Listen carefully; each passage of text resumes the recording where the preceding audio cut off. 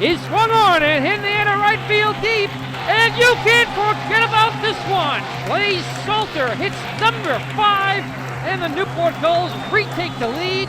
This is the Newport Gulls pregame show, live from Cardines Field in Newport, Rhode Island. Gone! A grand slam!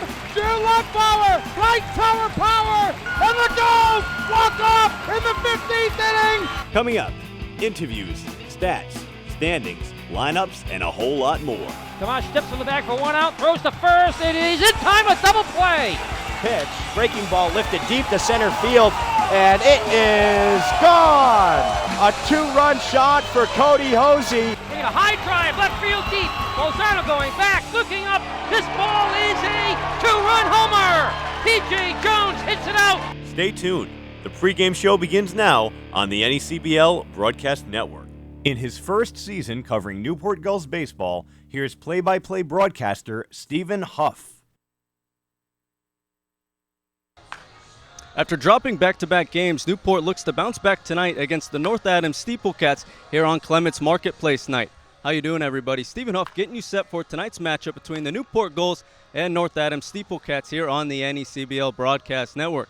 The Gulls' first ever trip to Martha's Vineyard didn't go as planned, as the Gulls gave up 4 early runs in the first 2 innings. The Gulls were playing from behind as Zaid Walker hit an RBI double in the 5th inning to score Hayden Jones to score the only run of the day for the Gulls as they fell to the Vineyard by a score of 5-1. Newport will take on the SteepleCats tonight, who have a 15-7 record coming into tonight, which is the best record in the NECBL. Their last time out, they took down the Winnipesaukee Muskrats by a score of 9-4. It's the Gulls and SteepleCats right here on the NECBL Broadcast Network. The Gulls pregame show starts right now.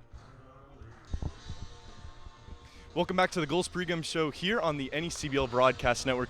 I'm Zach Gletson here with Gulls infielder Justin Henry Malloy. Justin Henry, I think it's pretty safe to say you've been one of the hottest hitters on the Newport Gulls this season and really as of late. What's gone into your approach? How have you been able to have so much success lately at the plate? I've just kind of been looking for good pitches. I've been taking it 1 pitch at a time, not thinking too big, just kind of do my job as best as I can and just, trying to create something. That's it. Yeah, well, you just coming from Vanderbilt this past season in the spring. What were you able to take away from such an elite program and then coming up here to the NECBL? What were some of your takeaways in your first season with them? Work ethic for sure. Being around guys like alumni from here, JJ Blade, just guys like that go about their business in such a way that, it's they just know how to go about their business, and it's very diligent in what they do in their work, and being able to go from there, see how they work, transition it, come here, kind of take what they do, bring it here. It's kind of worked out for me in a big way, and I really thank those guys for that. Yeah, well, part of playing in the NECBL is you're around guys from all over the country. What would you say is really your favorite part about being up here in Newport and playing in the NECBL? This place is a beautiful area. I mean, having guys on my team in the spring just come back to me telling me that I'm going to be in such a great place, in such a great environment, and that I'm going to love it here, the people, the field, the history, and, just being able to come here and take that all in and just, have fun while doing it and not taking it for granted. Yeah, well, Justin Henry, really appreciate your time. Gulls and SteepleCats coming up next. The pregame show continues right here on the NECBL Broadcast Network. Welcome back to the Gulls pregame show. It's time for the Broadcasters Roundtable. Stephen Huff alongside the Gulls field reporter Zach Letson and the voice of the North Adams SteepleCats, Davis Ellington. Now, Zach, I'm going to turn to you first. Of course, the Gulls have lost the last 2 games for them. What's going wrong right now? Well, you got to look at, going forward, I think starting pitching is really going to be a key for this team. Talked about it with Chris Hamilton the other day. Getting out to an early lead, that's crucial for the Gulls. And unfortunately, loss against Mystic, loss against Vineyard, those 2 teams have really been able to get out to leads and extend them en route to 2 losses for the Gulls. So now they're coming into a red-hot North Adams team, the best team in the NECBL right now. You mentioned the hitting's going to have to heat up a little bit. What else is going to have to change to take down the SteepleCats? Well, consistency with the pitching, starting pitching, that's been a key for this team all season long. And I think going forward, playing a team as good as the SteepleCats, first in the Northern Division, that's going to be huge. And the bats, obviously, like I said, got to get going early. Now, Davis, we're going to volley it on over to you. SteepleCats 15-7 so far. You got their 15th of the win against the Winnipesaukee Muskrats. What went right in that game? Our starter Alex Gomes was fantastic, 5 1/3 innings, 9 strikeouts on the day, only 1 hit through his first 4 innings of work as well. He really set the table. And early offense, when the Cats score early, their pitchers get a lot of confidence from that, and they kind of just rolled from there. So you talked a lot about the pitching for the SteepleCats. Who's on the mound tonight for North Adams? Yeah, we got our guy number 11, Nick Piero, out of Seton Hall, a right-hander. We just lost Tyler Hayes from Bowling Green. His inning limit was hit. So we're looking at Piero to kind of fill that ace role for us tonight. He's real consistent in the zone, good slider, swing and miss stuff in and out of the zone. He's a tough guy to hit, but if he makes mistakes, he's a guy you can maybe steal a couple hits from. Well, it should be a good one tonight. Goals and SteepleCats here at 6:35. The Goals pregame show continues next here on the NECBL Broadcast Network. Welcome back to the pregame show here on the NECBL Broadcast Network. Nick Bell here with Zach Letson, one of our broadcast interns. Now, Zach, first of all, I love the tie. Where'd you get it? Well, doing some shopping when I came up here, I was like, oh, I need some more ties. I had to make a quick run to Middletown. Yeah, the Marshalls, it's underrated for this type of thing. I completely agree with you. Most of my ties are from Marshalls. So, Zach, on a more serious note, what is your position here in Newport, and take us through what day in life is of an intern? Yeah, well, I've been a media operations assistant here with you and Steven broadcaster, and just kind of running behind the camera, field reporting, getting able to talk during the broadcast and game stories. Really, it's all been such a great experience for me this summer. And so it's been such a great experience for you. What has been your favorite part about being here in Newport, being here on our team? Well, there's a lot of things I've really enjoyed, but I would have to say, becoming friends with you and Steven, making those connections. You never let go of those, and I'm really, as I leave, we'll leave this behind when the summer ends, but you never forget about those kinds of things. And so what has been, you interview a lot of players. You just interviewed Justin Henry Malloy a couple minutes ago. What has been your favorite interview so far? Well, it's hard to pick just one. Jay-Hen was fantastic. Chris Hamilton, super nice guy. I was stuttering all over the place, but Hamilton was helping me out. But those two guys have been great. Also would have to say Mike Sansone. He was my first ever interview here. Didn't know I was going to be doing an interview. 2 minutes later, I'm interviewing Mike Sansone, and he was hanging with me. I was probably shaking for all I know. So those three are probably my favorite, I would say, so with the Gulls this year. Yeah, that's most of my fault, folks. I'm pretty sure I didn't tell you that you're interviewing someone. I should have known, to be honest. I was a little lazy, not really sure what was going on my first day, but it worked out. Yeah. I'm never gonna forget the look on your face when I told you you have to interview a player. I was pretty nervous. No, not gonna lie about that one. I was pretty nervous. So Zach, you're going to Syracuse in the fall. So what's next from here after Newport? Well, this has been an outstanding experience. I'm looking to pursue communications, and this is one step towards helping me pursue my dream. And I've been really fortunate to have this opportunity, and hopefully at Syracuse I could continue that.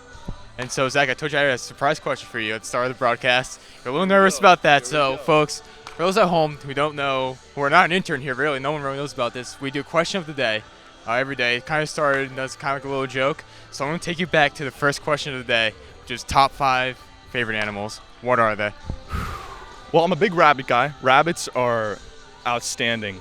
Dolphins too. I'm from Miami. I'm a Miami Dolphins football fan, but also, they're cool. You see them in the water, you're like, oh, it's a dolphin. Giraffes. Who don't love giraffes with those necks? I don't know how long those are. Lions, pretty cool. And close it out, probably got to go with tigers. The stripes are pretty cool. So those would be my top 5 animals, Nick. Solid list, Zach. Zach, it's been a pleasure working with you here this summer. You've worked so hard. We've appreciated and enjoyed every second. This will be a friendship that's going to last forever, for sure. Me, you, and Steven always talk to each other, so it's been a pleasure, man. Thank you so much. And the pregame show continues next on the NECBL Broadcast Network. Welcome back to the Gulls pregame show here on the NECBL Broadcast Network. I'm Zach Letson, joined by Gulls pitcher Carson Rudd. Carson, last night's game was a continuation of your success throughout the season. Two innings, 5 strikeouts. What's been the key to your consistent success throughout the year? I'd say landing fastballs early, getting ahead, being effective with my breaking ball, not always just being in the zone or just for strikes, but knowing when to kind of put it in the dirt and try to get swing and miss versus weak contact. Yeah, well, you were kind of mentioning it. A big part of your success has been strikeouts so far this season. 9 strikeouts in just 6 innings. How have you been able to get so many outs via the strikeout, and what What do you think you got to do to keep that success going? I'd say just keeping hitters off balance with 2 strikes and making good 2-strike pitches. And yeah, I'd say that's about it. Yeah, well, you're a Stanford guy from California, coast to coast. What's that move been like, coming from the West Coast all the way to the East Coast here in the NECBL? I'd say the time change is the biggest thing, but it's nice to have a beach out here as well, just like back home. So that's been an easy switch, but the time change has been pretty tough. So. Well, Carson, we really appreciate your time. Gulls and SteepleCats coming up tonight at 6:35 p.m. on the NECBL Broadcast Network. The pregame show continues right here on the NECBL Broadcast Network. It's time for the Coach's Corner here on the Gulls pregame show. I'm joined alongside the Gulls hitting coach Jim Sorrow. And Coach, we were in Martha's Vineyard yesterday. A couple of the guys, including myself, were worried about the ferry ride. We survived it, but it looked a little bleak at times. Yeah, well, we have guys all over the country that have never spent much time, on ferries and going to islands off the coast. And some of the guys were a little nervous about how they were going to handle, the rough seas. And, there was a little cold front out there yesterday, and there was some choppy seas, but we only had like one boy that felt a little sick. I think it was Vosick, right? He was from Omaha like me, but I was able to sit through it. You were next to me the whole ride, so you kind of coached me through it too. Yes, Brett, being from Omaha, hasn't been on a boat much, and it was an adjustment for him. But the next time we make the trip, I believe on Thursday, I think he'll handle it a lot better. Well, only time will tell. Now, you have this bat with you, and you're gonna have a teaching moment. Some of the fans may not know. Looking at the handle, I believe it's a axe handle bat. Tell us a little bit about why the handle's a little bit different and what changes for a hitter with it. Well, it's there for two reasons. The first is that it's the hamate bone in the hand and wrist of the bottom hand. The bat speed is so great with some of the really strong hitters that they can swing the bat and actually break their bone in their hand, and then it requires a lot of surgery and a lot of rehab to get back into the game. So they created this axe handle, as you can see here, which kind of takes the pressure off of that. And then for young kids, I like it because it really gets the knuckles, it gets those finger knocker knuckles really lined up, and it gets the bat out of the palm of the hand, and so you can really have bat speed. It adds about 3 to 4 miles per hour. We've measured it with a tool called the ZEP, and the axe handle actually adds bat speed to the swing, so it's effective for those things. Protection of the bones in the bottom hand and for bat speed. Mookie Betts is using it, Xander, a bunch of the Red Sox are using it. I think Chris Bryant started using it when he broke out of his slump, so it's proven to really add bat speed, and it's really going places. I think all kids starting the game should be using the axe handle. And you're seeing quite a few of the goals actually start using it now too this summer. Now, one of the goals being quite successful at the plate is Chris Hamilton. Talk to a little bit just about his impact on the team so far this year. Oh, Chris Hamilton, he's a professional. He comes to work every day and works real hard. He's a good example of how you go out your business, just getting your reps in, going to early work, and just being a good team guy. And he really loves to play the game, and he's a real good role model for the younger guys. He's going to be a rising senior, and the rising sophomores really look up to Chris because of that work ethic that he has, and that work ethic is also showing in the stats. He's doing a great job. Very highly coachable kid. He's really working hard. I'm very impressed with him. All right, thanks, Coach. He's Jim Sorrow. I'm Stephen Huff. The Gulls and SteepleCats coming up next here on the NECBL Broadcast Network. Once again, here's Stephen Huff and the Newport Gulls broadcast team.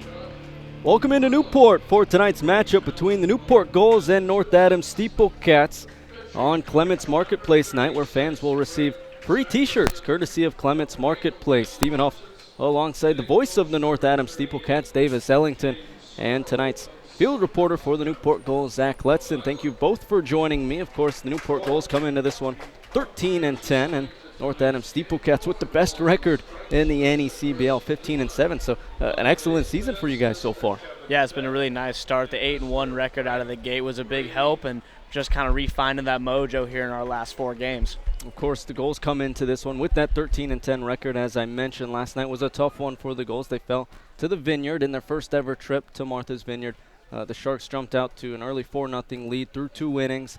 and they just kind of ran away with it from there, playing with the lead. The Gulls weren't able to score their first run until the 5th inning. Saeed Walker ripped a double down the right field line to score Hayden Jones, who represented the only run of the day for the Gulls as they fell by a score of 5-1. But the SteepleCats come into this one off a win yesterday. It was over the Winnipesaukee Muskrats. Yeah, really nice start by Alex Gomes. 9 punch-outs through 5 1/3 for him. It's the 4th straight win in a row for the Cats as they've really been catching fire, especially at the plate, tallying a couple innings of crooked numbers early on, established that for their pitchers as they were able to pitch with some confidence later innings. And of course, it's been kind of a hot start for you guys, as you mentioned. Kind of a lot of hefty bats in this lineup also to look out for. Yeah, you got some guys in the middle of the order that can absolutely mash the ball. Matt Koperniak has been on an absolute tear, might be the hottest hitter in the NECBL right now. And then when you get down toward the bottom of the lineup, it's all speed tonight. Joey Porcelli and Trey Kirkland, 2 guys that'll rob you blind on the base paths. So they're really going to be a nuisance, especially working out of the stretch as a pitcher. You're going to have to focus a lot on what they're doing at first and second base. Well, we will look into the lineups in just a little bit after tonight's national anthem, taking a look back at some of Newport's past games since they've been at Cardines. Of course, they were at Cardines on Friday when they beat the Sanford Mainers. They also took on the Mystic Schooners on the road before they faced off against the Vineyard yesterday, and it was another tough loss for the Gulls against the Schooners, an 11-3 loss. The Schooners jumped out to an early 7-0 lead through the first 2 innings. The bats were just all there for the Schooners. Tyler Schaff was on the mound once again for Mystic. He pitched the first time the Schooners and Gulls faced off, and he pitched another gem, went 5 innings, just gave up 6 hits, only 1 run and 5 strikeouts. The Gulls really just couldn't figure out how to get on the board against him, and with that 7-0 lead, they also just kind of ran away with it in control the whole way. And so 2 straight games for the Gulls in the L column as they come into this one, 13-10, sitting at 3rd in the Southern Division, and so on somewhat of a skid as they look to try to turn things around here today. But as you mentioned, 4 games in a row for the SteepleCats, beating Winnipesaukee, but along with the pitching staff kind of leading the way. But how about those other 3 games on that win streak for you guys? Yeah, SteepleCats, as I said with the Winnipesaukee game, it was early offense was a big key for them. Only in one of those games do they have to come from behind to end up taking it, and that's something they're going to look to do again today. The bats have been hot, and if they can get those early leads, that's when their pitchers pitch with a lot more comfort and they stay in the zone. Guys like Mason Ronan have that swing and miss stuff that when they can attack hitters, that's when they're at their most lethal. Of course, we mentioned the speed in the lineup, and Porcelli and Kirkland at the bottom, even in Padone at the top, but you got some good bats in Koperniak and Picone at 2nd and 3rd hole in the lineup as well. And even Knotts, he's hitting 6th in the lineup, and those guys with a lot of pop in their bat and hitting for a high average as well. Yeah, Scout Knotts, I believe, is at 369 batting average right now. Matt Koperniak's north of 400. I believe he's hitting he has the 2nd highest batting average in the NECBL as he's just tearing it up. And don't sleep on Shane Muntz, the catcher in tonight's game from Wake Forest, as that kid is 6'4", 230. He packs a big punch when he squares something up. Well, it should be a good one tonight. Newport's going with a little bit different of a lineup. You're seeing some of the familiar faces out of the lineup. Chris Hamilton's out. Justin Henry Malloy is out. But you are seeing guys that you are familiar with at the top of the lineup. Scott Holzwasser's in there. Isaiah Thomas is in there. Brett Vossick is still hitting cleanup. So switching things up as they face off against North Adams here tonight as they try to break that 4-game skid. Zach, of course, taking a look at the games around the league. If you want to recap quickly, how about we take a look at the games last night? Yeah, well, 6 games last night, Stephen, including a doubleheader between Upper Valley and New Bedford. A huge sweep by the Nighthawks, including a walk-off in Game 2. Looking across other games around the league, we talked about Vineyard jumping out to that quick early lead and knocking the Gulls to their 2nd straight loss. North Adams obviously picking up that 9-4 win, and the Valley Blue Sox also picking up a 9-4 win over Sanford. Well, we will look at tonight's games after tonight's national anthem.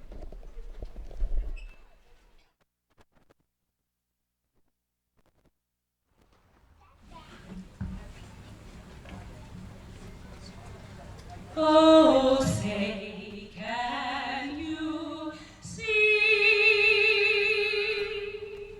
by the dawn's early light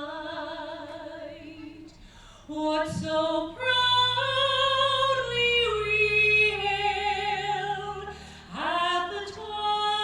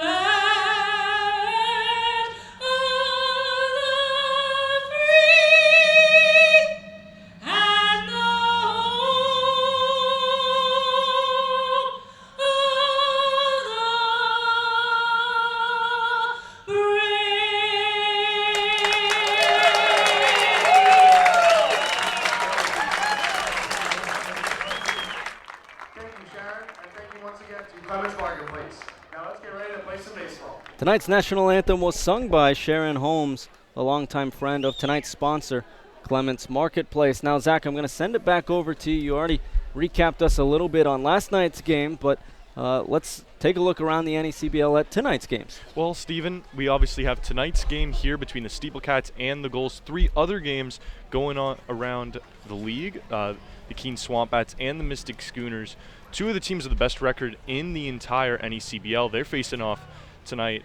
The Danbury Westerners heading to New Bedford to take on the Baysox. That one about to get underway. And the Winnipesaukee Muskrats taking on the Vermont Mountaineers, who picked up that walk-off win last night over Mystic. That one also getting ready in just a couple minutes here. And then obviously tonight's game here between the SteepleCats and the Gulls. And for tonight's game, I'm going to turn over to you, Davis. How about you take us through North Adams' lineup? Yeah, absolutely. So leading off for the Cats at shorts, that's going to be Andrew Padone, and following right behind him is Brian Pacone, so those are always some fun names. Up the middle, Pacone at second base. Then Koperniak, he gets the DH duties tonight. As I said, he's been swinging one of the hottest bats in the league, looking to keep it going. Kevin Brophy's going to get the start today at first base, another left-handed hitter out of West Virginia. And then Shane Muntz, the Wake Forest catcher, back behind the plate tonight, hitting in the 5 spot. And then following him is, how we were talking earlier, Scout Knotts, hitting in the 6 hole with an upper 300 batting average. He's going to be out in right field. Tanner Thomas from Virginia Tech will be in left. And then the speed at the bottom, Joey Porcelli, man in the hot corner at third tonight. He will be hitting 8th. And Trey Kirkland, the center fielder, wraps it up out there in the 9 hole. Well, doing the pitching for Newport against that lineup for the SteepleCats is Justin Cherry. Has a little bit of Jacob DeGrom flow coming out of the cap. He's from the URI. He has 4 appearances on the year, all 4 starts. Tonight will be his 5th. He has a 4.74 ERA so far for the Gulls. Through 19 innings pitched, he's given up 11 runs, 10 of them earned off of 21 hits and 8 walks. He has 15 strikeouts through those 19 innings pitched. Now taking a look at the Gulls lineup tonight. Leading off things will be Scott Holzwasser, the second baseman from Northeastern. Following him is Isaiah Thomas, the center fielder from Vanderbilt. Hitting third is Colton Bender. He'll be the designated hitter tonight for Newport. And in the cleanup spot is Brett Vosick. He'll be playing left field tonight for the Gulls. In the 5th spot will be Ryan Tours, the first baseman from Villanova. Behind him is Zaid Walker. He'll be playing right field. In the 7th spot is Austin James, shortstop from Missouri.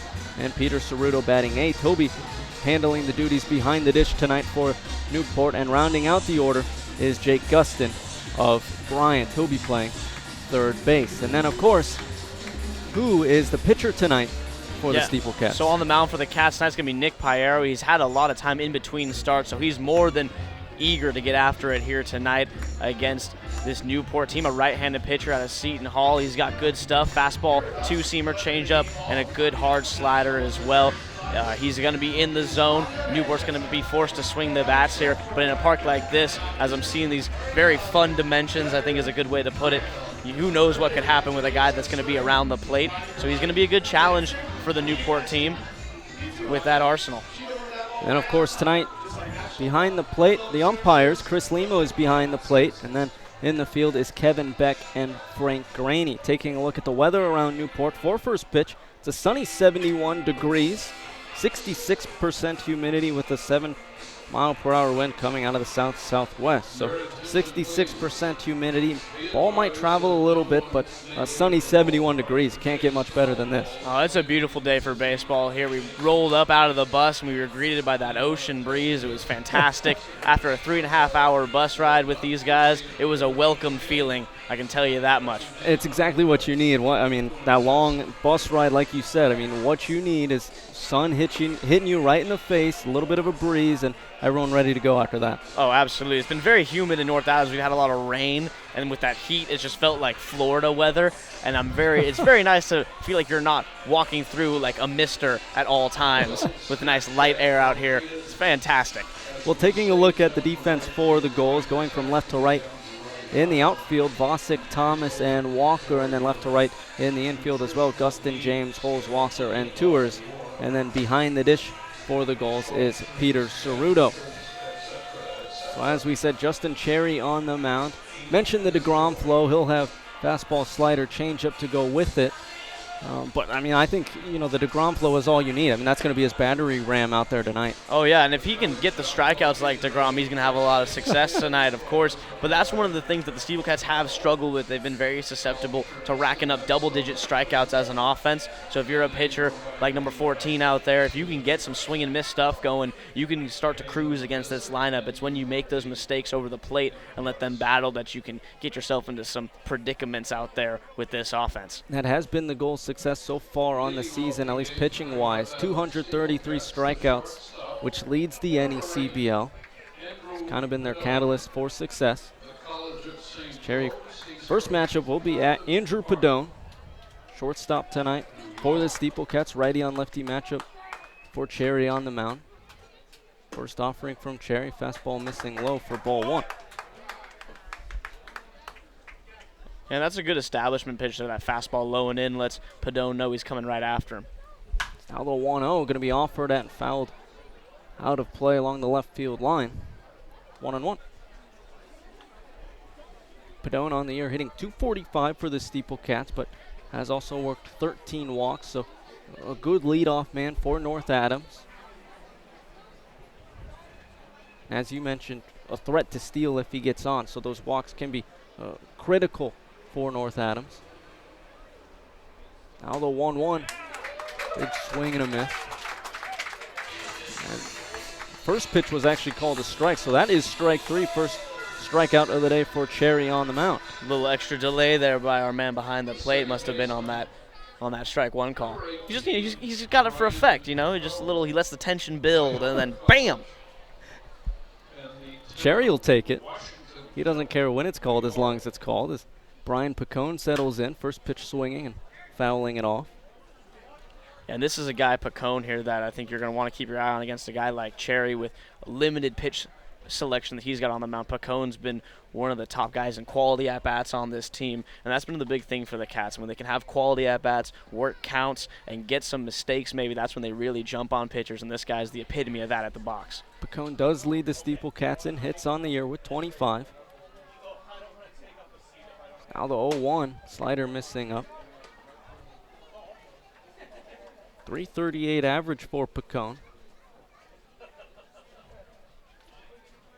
Cherry looking on. On the 1-1, swinging and fouling it off himself. Never good to have that in your first at-bat. Those ones sting, man. Then your foot's numb, and then that next pitch is coming in on the hands with another fastball. And then you got to hit it, and then you got to run on a foot that you feel like it's like a peg leg. It's going to set the tone for the rest of the day, too. It's a bad omen. It's now the 1-2. That one missing low and in the dirt. Count out even at 2. Interesting decision there by Cherry to not go back down and in, because you have a little bit of advantage. I know as a hitter myself, I did not want to have another fastball in on my hands right after putting one off my shin. Cherry coming back on the 2-2. This fastball going to be grounded over to Gustin at third. Fields the nasty hop. The throw over. It's going to be over Tour's head. He's going to go retrieve it over towards the tarp. Cerruto was backing him up on the play, so Picone is aboard. You and I were talking about before this game that the errors by both teams have been a real problem, and you see right there, first guy aboard via an errant throw from the hot corner, and you give Koperniak a chance with a man on first. In our last game against the Muskrats, Koperniak started his day with a 1-0 fastball he sent over the left center field fence. Now he gets a chance here with a man on first to do some damage, and I think in this game, whoever has the cleaner defense, of course, is going to have a much better shot at winning, especially with these dimensions here. It seems like this park, very hitter-friendly. Yeah, a lot of doubles in this park, and teams can't hit it out easily. That is the 48th error on the year for the Gulls, as that first pitch fastball in there for strike one on Koperniak. 48th error on the year, as I said, leads the league, which is something you don't want to lead the league in. The next team with the most errors is Valley with 36, as this one's going to be grounded up the middle. A hard single for Koperniak, and now there's 2 on quickly for the SteepleCats. And that kid's just on an absolute tear. He has a fantastic left-handed swing. He lets the ball travel. We always talk about it when he hits. He doesn't have an idea, I want to pull the ball, I want to go the other way. He just hits it wherever it's pitched. He's got a very simple approach, but, man, it works. And now he gives Kevin Brophy a chance to hit. Brophy's only going to have this one at-bat as he is leaving going back home. He has some family matters, some things bigger than baseball, but he's getting a little senior night kind of send off. He's going to get one at bat, and then they'll most likely take him out. So righty on lefty matchup for Cherry on the mound, catching Brophy swinging for strike one. So we'll have one at bat and then might have a chance to field as well. Cherry looking over at second. Now on the 0-1, another swing and a miss from Brophy at a pitch beneath the zone. Yeah, I talked to Brophy today. He said, I'm getting my one at bat. I'm taking hacks, man. And so 2 big swings by Brof. Don't look for him to shorten up 0-2 either. He's a guy with a lot of power. I'm sure he'd like to take some tiling off that roof out there in right field. Now the 0-2. Another swing and a miss from Brophy for strike 3. So there's 2 away here in the first 2 strikeouts for Cherry on the mound. But you understand the approach from Brophy in his situation. Absolutely. You know, that was his at-bat. Everyone on the team knew it, regardless of what the situation was. He's going to get his last couple swings of the summer in right there. But now you got Shane Muntz coming up, a guy who's been really getting hot as of late. Struggled early on when he came to the Cats, but last 4 or 5 games, he's really been finding his swing. Now time is called at the plate before the first pitch. 2 Muntz. Muntz of Wake Forest University.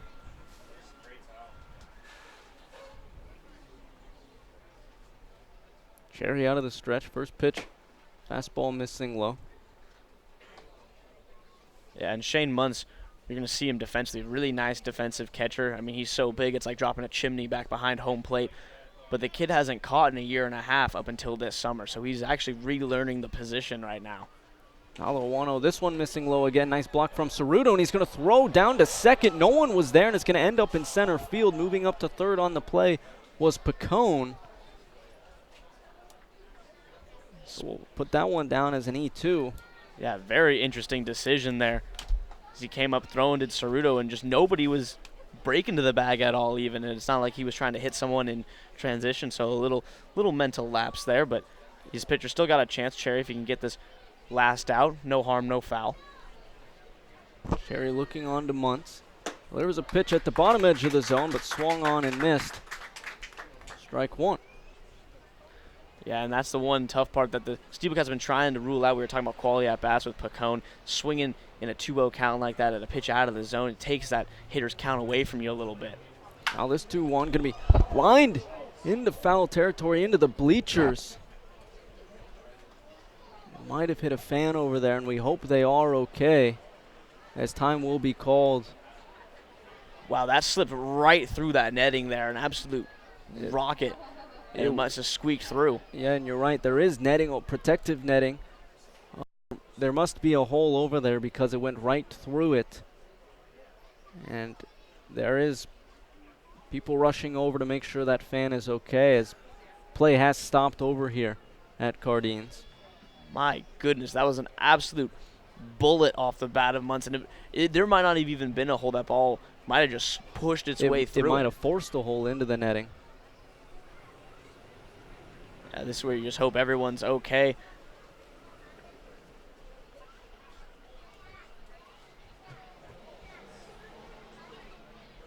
Muntz feels bad, of course. Oh. And he's not certainly responsible, but no, that's one of those things that you can't really hold anyone at fault in this scenario. It's just a freak 1 in a million. That ball just slipping right through maybe the only hole in the netting, or maybe it created a hole. I mean, that thing came off the bat at triple-digit velo right there. He turned on that and absolutely smoked it right at the netting. Our third base coach dove out of the way there, and the ball went right over his head through that netting. And looks like Mike Daly's our coach down on the third base line's talking, and seems like everything might be okay, as he gave a sign to the umpire that we're okay. So it looks like we are set to resume play here. So we hope the fan is okay. It looks like everyone is okay. An athletic trainer for the Newport Gulls went out to check on the fan and is over there right now. And we are set back for action as the 2-2 offering going to be chopped foul. Yeah, that's as long as everyone's okay, you can, focus back in here. In months, you got to look at it from his standpoint. That's got to be tough to have something like that happen and then have to continue to hit. Right. I mean, that's tough to come back mentally. in the next pitch. And this at bat as the runner takes off. This one's going to be dribbled back to Cherry off the mound. He's actually going to just tag Muntz running up the baseline for out number 3. So no run score for the SteepleCats in the first off of 1 hit and an error as they leave 2 stranded. Heading into the bottom of the frame, still 0-0 here on the NECBL Broadcast Network. Frank.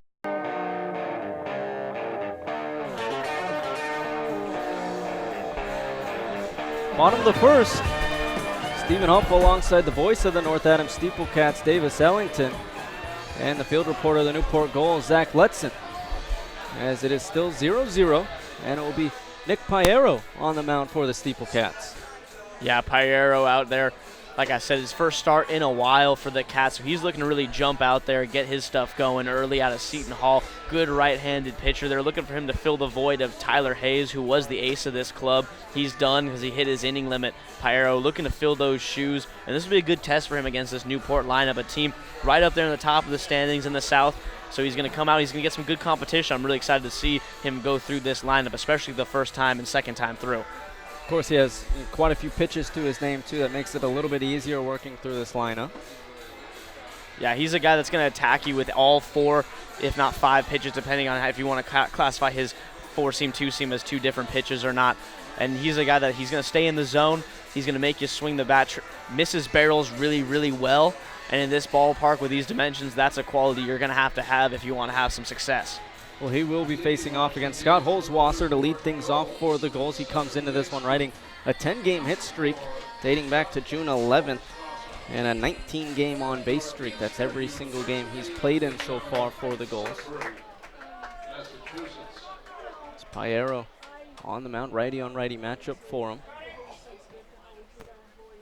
First offering to Holzwasser. Fastball going to be driven down the left field line, but out of play towards the bullpens. 0-1. That's a very loud strike one to start this game. I like the approach by Holzwasser, just out there swinging, got a fastball elevated, and almost did some serious damage. Now the 0-1, that one missing low. Holzwasser able to lay off as it spiked in front of the plate. 1-1.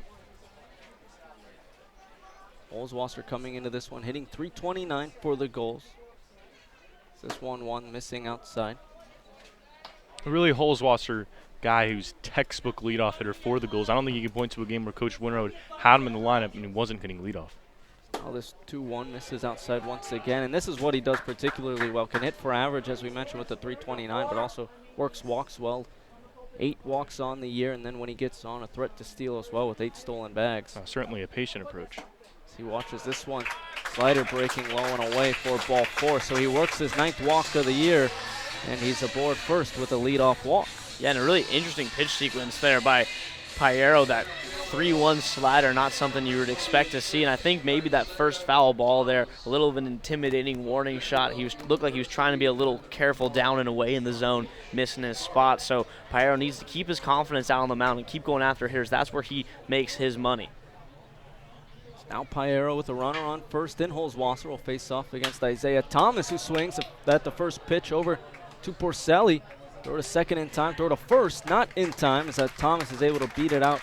And now he's aboard first with 1 away.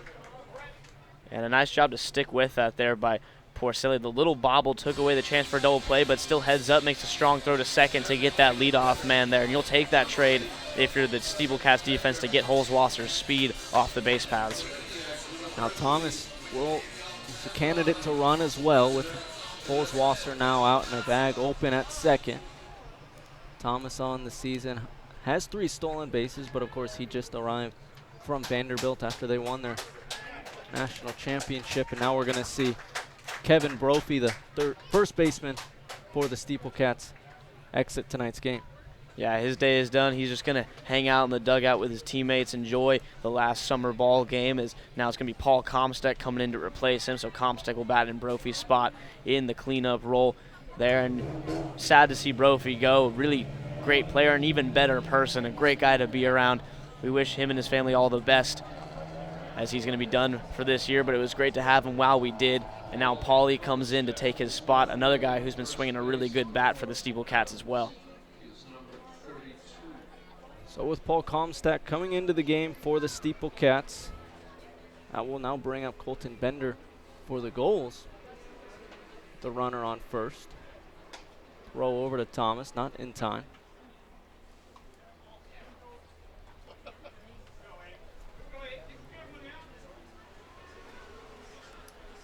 Righty on righty matchup for Piero on the mound. First pitch missing low, 1-0. Bender, really one of the better hitters for the Gulls this season, may go a little bit unnoticed because he plays the catcher position, and the Gulls, as we know, excellent depth between Ceruto, Hayden Jones, and Bender. Bender, of course, having a fantastic year for Newport as that one runs up and in, backing Bender off the plate, 2-0. And I like this move by Munson to go out and have a talk with his pitcher, Piero. Piero, very uncharacteristically wild right now. Looks like he's trying to find that changeup feel. He missed it down there for the first ball of the count, and then that fastball not close up and in. So he needs to be able to settle down out there, keep getting those ground balls, and let his defense do work for him. He's not a guy that's going to punch out a lot of batters, so he's got to be in the zone and try to miss some barrels, get some weak contact.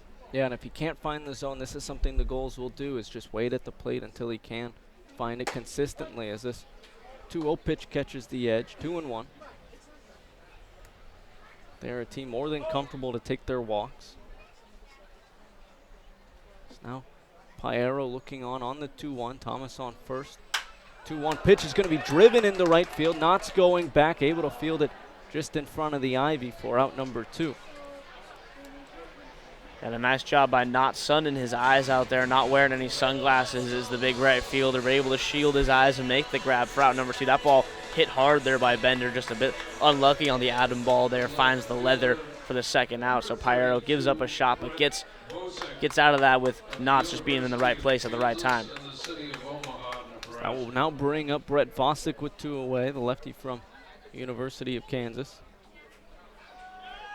Runner takes off for second. Pitch misses low for ball 1, and Thomas is in there in plenty of time with a stolen base. And Thomas gets that stolen base, but some nice athleticism by Muntz back there. He picks that ball in the dirt, that slider on the back foot, and in one swift motion like a shortstop just took it out of the glove and fires a strike down there, just not enough on it because he didn't really have his legs underneath him, but credit him for making it close. Yeah, you're exactly right. An incredible play from Muntz, just really a play that wasn't going to be made, but an incredible effort nonetheless. Now Thomas in scoring position for Newport. Count 1-0 to Vosick. So 1-0. Late swing, a long swing from Vosick. 1-1. I was watching Vosick hit batting practice, and I had a suspicion he'd be the 4-hole hitter. This guy takes some hacks at the plate. Absolutely just lets it fly, and I love it. I think he hit 3 in a row out into those trees. Now the 1-1 to Vosick. He watches miss outside 2-1. Yeah, even on the road or at home here, every single time the guys always say, you got to stop because we're running out of balls. I mean, you can't take batting practice like this. We literally are going to run out of batting practice balls to go around. And there are some parks in this league that are even much smaller than this one. Now this 2-1 going to be popped up into the infield. Padone calling everyone off, and he's there for out number 3. So no runs crossed for the Gulls here in the first. Still 0-0 heading into the second on the NECBL Broadcast Network. 6, 7, 8 hitters do it for the SteepleCats here in the top of the second. Stephen Huff alongside Davis Ellington and Zach Letson as Scout Knotts will lead things off for North Adams. And how about that name? It doesn't get much better than that. Oh, Scout Knotts' name not only is amazing, but the person it inhabits is also fantastic. Knotts is just an absolute clown on the bus. Love being around him 24/7. He's 6'6" as well, so he's just a goofy dude. He's going to foul off this first pitch down the third base line. Yeah, he fills up the box well at the plate, and he's hitting 369. And you said he was he's doing as well as he was He's earlier. been in a little bit of a rut. He was hitting 500 for a while there. That's what we expect from Scout. I mean, no.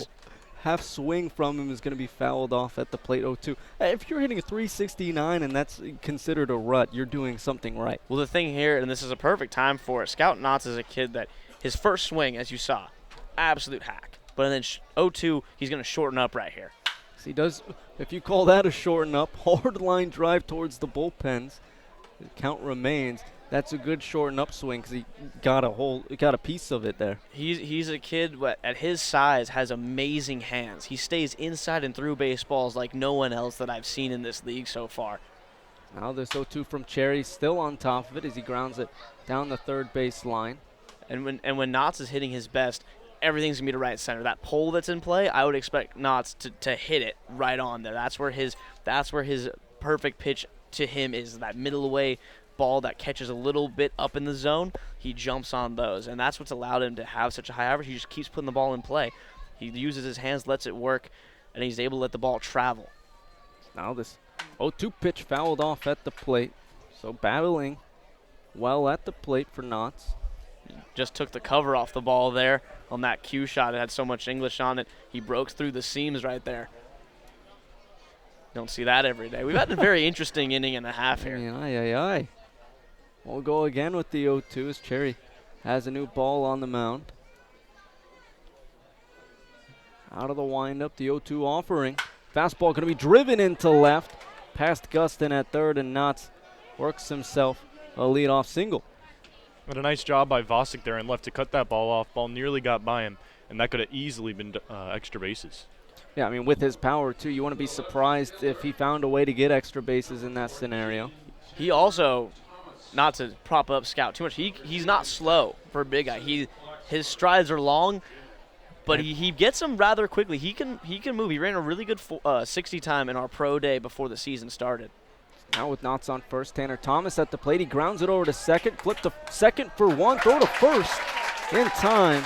So a 4-6-3 double play helps out Cherry a little bit, and there's two away for Joseph Porcelli at the plate. Yeah, tough right there for Thomas, a guy who started the season as our 3-hitter in the order. He's been really he's been struggling trying to find his swing. He's been flying open a lot, trying to keep that front side closed, and does a little too good of a job there. Hit that ball hard, but right into the ground. Easy, tailor-made double play ball, and a great, really nice turn there by Newport. A big one behind Justin Cherry. He's going to be looking for those all night long. Certainly helps Justin Cherry on the mound. Porcelli settles in for his first plate appearance tonight as that first pitch fastball missing low for ball one. Porcelli comes into this one hitting .217, but has worked 11 walks on the year. This 1-0 took a little something off it, and Porcelli was caught out in front, catching the end of the bat, 1-1. Yeah, that straight change that Justin Cherry has so far has really stymied these hitters. We've seen 3 cue shots now off the end, one of them being in play. And we'll see maybe a second time through the order if they're able to make that adjustment. That's a really tough pitch to really pick up out of the hand because it looks so much like a fastball. Now the 1-1, that fastball missing low. 2-1, yeah, he tries to tunnel it the same as his fastball, but has about 10, 12 mile per hour difference, and that can really catch some hitters off guard. Now the 2-1. That one dropping out of the zone. 3-1. Yeah, I can speak from personal experience. The straight change was, I couldn't hit it. Like, that was the worst pitch. I will hit any. I'd like to see anything else but a guy with a good fastball and a really nice straight change. The deception is so difficult. Now this 3-1, catching the bottom edge of the zone for Cherry. Count now full to Porcelli at the plate. And if you're Cherry on the mound, fastball, straight change, slider guy. Haven't seen as much of the slider today. Comes back, goes to the fastball, but this one missing low, so that will be first walk of the day. Is that what you expected to see in that full count situation from Cherry? I was going to expect a challenge fastball there from him, but just it looked like he may have been trying to get a little something extra on, maybe a little two-seam action, because he spiked that one very uncharacteristic from what we've seen from him so far. He's had some really nice control early on, and putting Porcelli on here with 2 outs, look for him to try to take second base with Kirkland at the plate. Porcelli does have 14 stolen bases on the year for the SteepleCats. You mentioned before the broadcast, North Adams really does like to run and be aggressive on the base pass, and they're very good at it. Yeah, this team was built in the preseason around the idea of speed. They're much like the Al Davis Raiders. So that pitch is going to be bunted on. Cherry off the mound, throws to first. It's going to get away from Holzwasser, Tours, who was still at first. Holzwasser was backing him up, and moving up to second on the play was Kirkland. So 2 speedy runners on second and third now for the SteepleCats as the lineup now flips over for North Adams. Yeah, and that's a ball that Kirkland, it looked like he was going to beat it out anyway. A very close play at first, and that's a tough one throwing like that for a pitcher, especially right-handed. That ball without your legs underneath, it's going to two-seam back toward the base runner. It's not a play you work on too much, especially in summer ball. Not a lot of time to run PFPs out there, which is pitcher's fielding practice. And the throw just gets away. Trey, a guy so tough, if that ball's not bunting right to you, he makes life for you so difficult in the field. You said coming into this, Trey Kirkland is the fastest man on the team, and he showed it there as that first pitch to Padone is in there for strike one. Yeah, when we got him from Jacksonville State, his coach told Mike Daly, you have the fastest kid in college baseball. He was not lying. Now this 0-1 to Padone. Swung on and missed. 0-2. Once again, Cherry just pulls that string. I love it. It's so good. And even from sitting here, 3/4 way of the plate, that thing looks like the fastball. He sequences them well together as this 0-2 is going to be offered at Holzwasser, charging from second, throw to first in time for out number 3. So Cherry gets out of the jam, and it's still scoreless here heading into the bottom of the second on the NECBL Broadcast Network.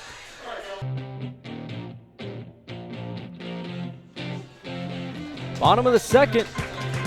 Still 0-0 here at Cardine. Stephen Huff alongside Davis Ellington, the voice of the North Adams SteepleCats, and Zach Letson, the field reporter of the Newport Gulls. As it will be Ryan Tour, Zaid Walker, and Austin James due up to face Nick Piero, the starter tonight for the SteepleCats. Yeah, and if you're Piero, you've seen in the first 2 innings, your offense has been getting some chances to score, just haven't pushed any runs across. That's some good motivation to try to keep up your end of the bargain right here and keep this Newport lineup in check. First pitch to Tours drops out of the zone for ball 1. Righty on lefty matchup for Piero on the mound. 1-0. Missing inside. 2-0. That close pitch there, Piero, he wants that 1-1 count, much different than now sitting 2-0. Got to try to find a way to not give him something too good here. So this 2-0 going to be left up, and Tours drives it into right. So Tours is aboard with the leadoff single, and that 1-1, 2-0 difference in that count could have made the difference between Tours' hit and maybe a different outcome in that at-bat. Oh, absolutely. I guarantee you 1-1, he's not going with a get-me-over fastball, middle in and elevated there. Piero, a guy that trusts his stuff. The 1-1 to 2-0 differential, much like the 2-2 to 3-1 differential, 2 real leverage counts, and when you don't get that call as a pitcher, it's tough on you out there because it really handcuffs your options. So runner on first and Tours as the throw over's going to catch Tours in a pickle now. Piero with it, and they're going to tag Tours out, so that will go down as a 1-3-6-1. Just like you draw it up on the scorecard. This happened the other night here at Newport, and we went the phrase, in basketball, ball don't lie. Does not. So could always, maybe it happened here tonight. Stewart's caught out in the pickle. Zaid Walker now due up for the goals. Is that fastball just missing low and away for ball 1? Yeah, a couple close pitches here for Piero, but it's nice to see he's zoning in a little bit after looking not himself in the first inning. So 1-0 slider going to be popped back into the screen. Count now even at 1. Walker with 185 average, but has 13 RBI, which is tied for a lead in the team, including big RBI double last night for the Gulls. So this slider going to be driven back deep into left. Thomas going back, looking up, and that ball is into the houses. Home run for Zaid Walker to give the Gulls an early 1-0 lead. And Walker crushing that ball right off the bat. He knew it was gone. Took a look at the Gulls dugout. Admired it a little bit as it went over the fence. My goodness, Zaid Walker showing off that power. And you can see him smiling coming in from third to home base. That was a home run he needed, and I'm sure he's not going to stop smiling until the end of this ball game with the hit off that bat. Yeah, certainly when you're looking to pick up that average, nothing better than a home run. Really deep part of the park. Walker gets it done. Goals are on the scoreboard. And that's exactly what, if you're Walker and any hitter, that's exactly what you got to do to a 1-1 hanging slider. That thing middle in, just spinning. And really nice job. Good swing. James is offering at this first pitch, going to be fouling it out of play along the right field line, bouncing off of the overhang in the stands and into the streets of Newport. Another thing to keep an eye on, that move by Piero to pick off Tours. This could be a 2-0 ball game. If this stays close game throughout, we might look back at that move early. It's an excellent point you bring up as this pitch misses in. 1-1. That could be, a huge difference in this ball game. And Gulls have played in plenty of close games lately, and so that one run could be the difference later on. Is this 1-1, big swing and a miss from James on a pitch on the outer half. 1-2. Yeah, and it's good to see Piero start to rebound here now. 1-2 count. Looks like he's trying to just block that out and get back to work. Now this 1-2, upper half, going to be grounded over to third, throw to first in time for out number 2. And that's Piero's game right there, getting ahead in counts and then making you swing at his pitch. He doesn't have wipeout stuff, but he's got a good enough pitches that he can just make you hit very weak contact and keeps balls on the infield. That hanging slider we talked about in the pregame, he's a guy that since he's around the zone so much, he will make some mistakes from time to time, and he gives you a chance to jump on it, and Walker did it right there, but good to see Piero come back and get a big out number 2. Now with 2 away, that will bring up Peter Ceruto. First pitch catching the bottom edge of the zone, 0-1. Ceruto, the catcher tonight from Rutgers. Hitting .273 on the year as he takes a hack at this one and fouling it off down the right field line. Over towards the warehouse, and he's down in this count, 0-2.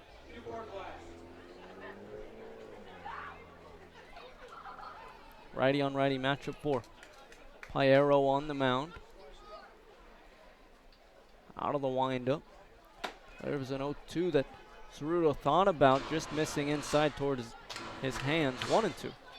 Yeah, close pitch. You can see Porcelli and Padone over there on the left side. The infield were starting to trot in. They thought that Ceruto had gotten frozen for strike 3. Now this 1-2 slider dropping at the plate, 2-2.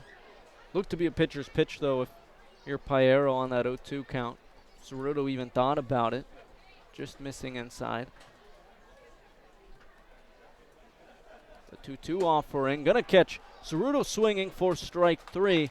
First strikeout of the day for Piero, and that will end things here in the second, but not before the Gulls take an early 1-0 lead off of the bat of Zaid Walker in his home run to deep left field. Gulls lead 1-0 here on the NECBL Broadcast Network heading into the third inning. Top of the third, Gulls lead 1-0 here on the NECBL Broadcast Network. It will be the 2-3-4 hitters due up for the SteepleCats. Brian Picone, Matt Koperniak, and Paul Comsteck, as they will face off against Justin Cherry in his third inning of work. Yeah, now second time through the order here for the meat of the order for this Cats team. Look for them to try to get that run back for their man Piero on the mound. This first pitch to Picone. Fastball missing up and in. Picone backing off the plate, 1-0. Cherry looking on the 1-0, going to be fouled off at the plate. Picone reached on an error in the first. Ground ball over to Gustin, and he air-mailed it over Tours at first. And Picone later was stranded on third in the inning as this 1-1 pitch missed up, 2-1. Yeah, this is a big spot here for Justin Cherry. Early on in this game, he has a chance to get a shutdown inning and really set the tone for his Newport Gulls. Now this 2-1 slider catches the outside edge. Count now even at 2. Cherry out of the windup. There was a 2-2 that's going to be popped back into the screen. Count remains.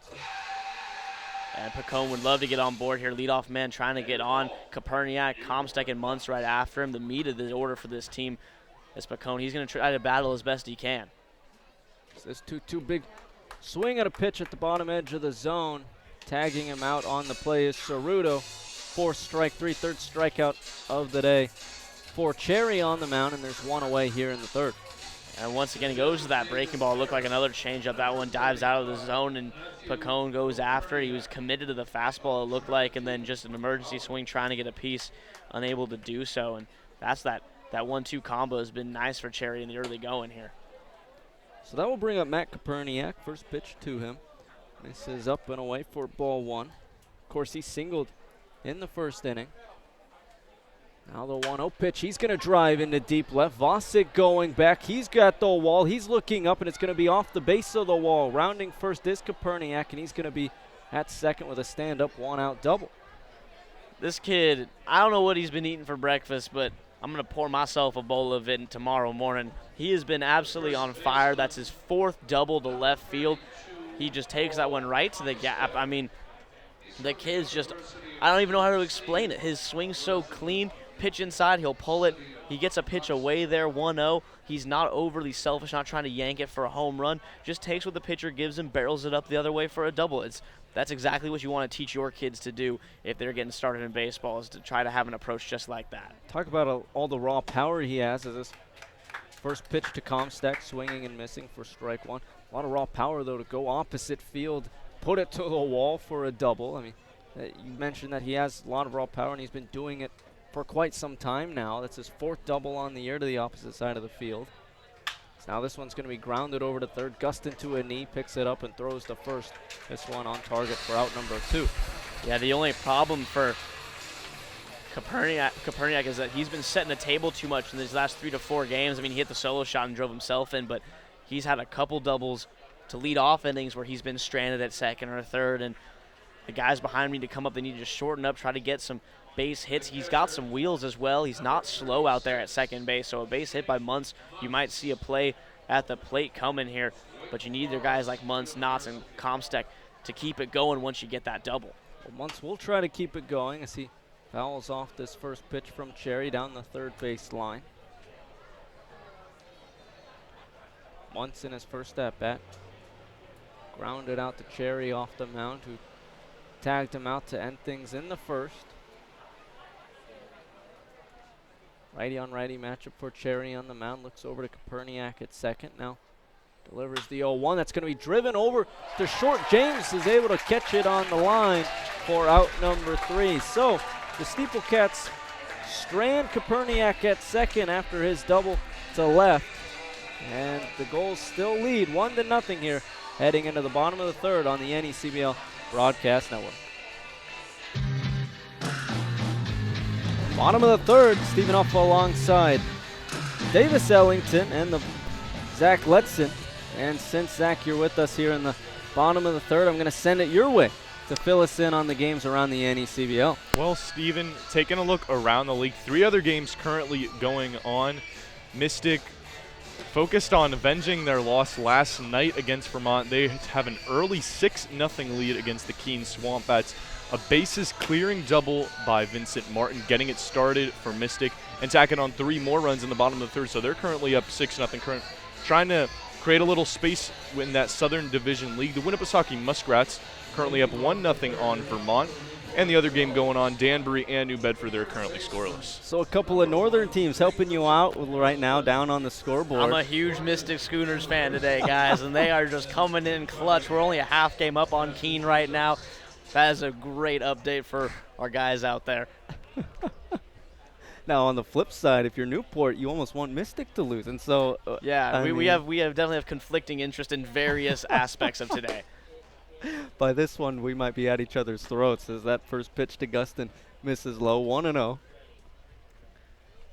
Piero on the mound out for his 3rd inning of work as that 1-0 pitch misses up, 2-0. Piero's hit. He and home plate umpire have been struggling to establish an understanding by both parties on where the edges of this zone are. Piero looks like he's been right on it, but just not getting the calls. That 2-0 pitch would have been over the heart of the plate, but Gustin took a hack at it and fouled it off back towards the screen. And an interesting there, 2-0. I mean, he got a good pitch to hit and had himself a healthy hack, but with a 1-0 lead, Gulls not holding back. They're going after it. This 2-0 pitch fouled off towards both dugouts, 2-2, and I think that's a product of just the bats being slow lately, and so now they are just hungry at the plate and they have to be aggressive so then they can heat up for later on as the weeks go on and start gaining momentum for playoff time even. So that 2-2 pitch misses up and away, 3-2. Yeah, and that's the best way to break out, 2-0, 3-1. You know you're going to get a good pitch to drive. Why not take a hack and try to get something going? Here's some loud contact. Now this 3-2 breaking ball catches Gustin swinging for strike 3, second strikeout in a row for Piero. First here in the third. And with one away, that will flip the lineup over for the Gulls. Yeah, really nice job by Piero. Just pulls the string on that one. A gutsy pitch there, 3-2, as it dove a little out of the zone. Most likely wouldn't have been called a strike, but he gets Gustin to go after it for a big out number one now with the lineup card turning over. Now that first pitch to Holzwasser misses in, 1-0.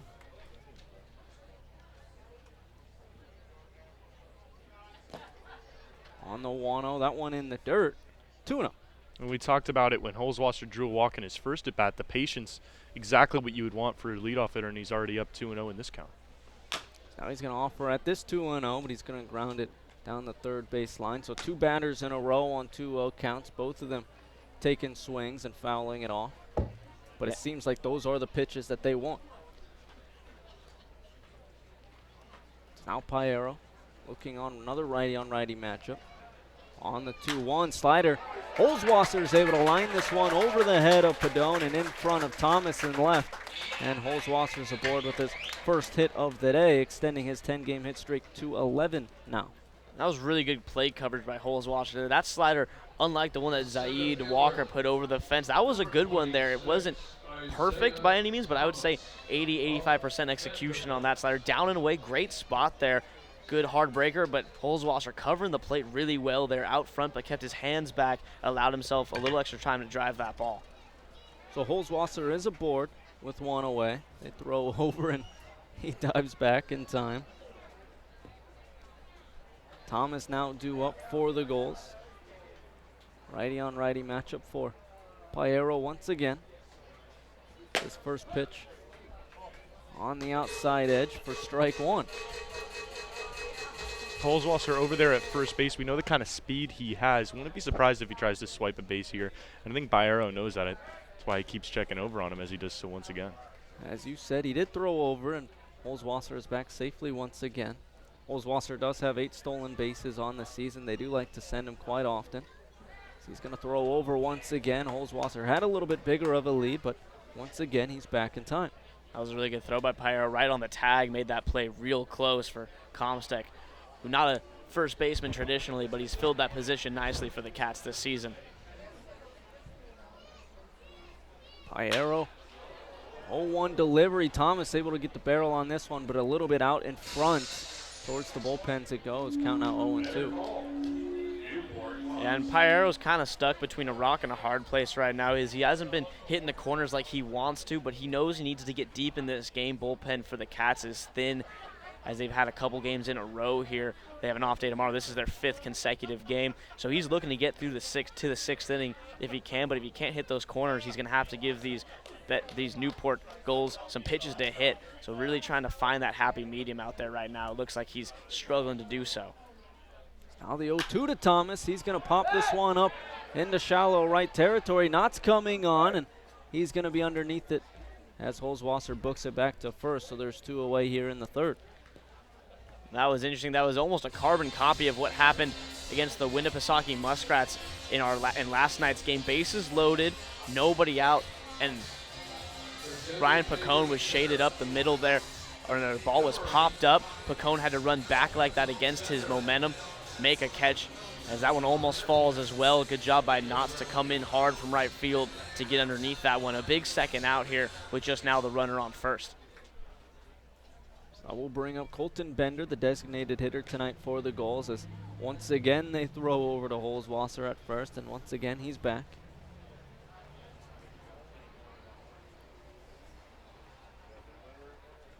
Piero's first delivery to Bender, he swings through it, 0-1. A little bit of a gift for Piero there. That pitch not in the zone, but Bender, with that aggressive tone, like you said, saw a fastball, took a hack, and I think if a pitch is elevated here, it's not a bad idea to send the bat through the zone early. Now that 0-1, gonna break outside of the zone, low and away, 1-1.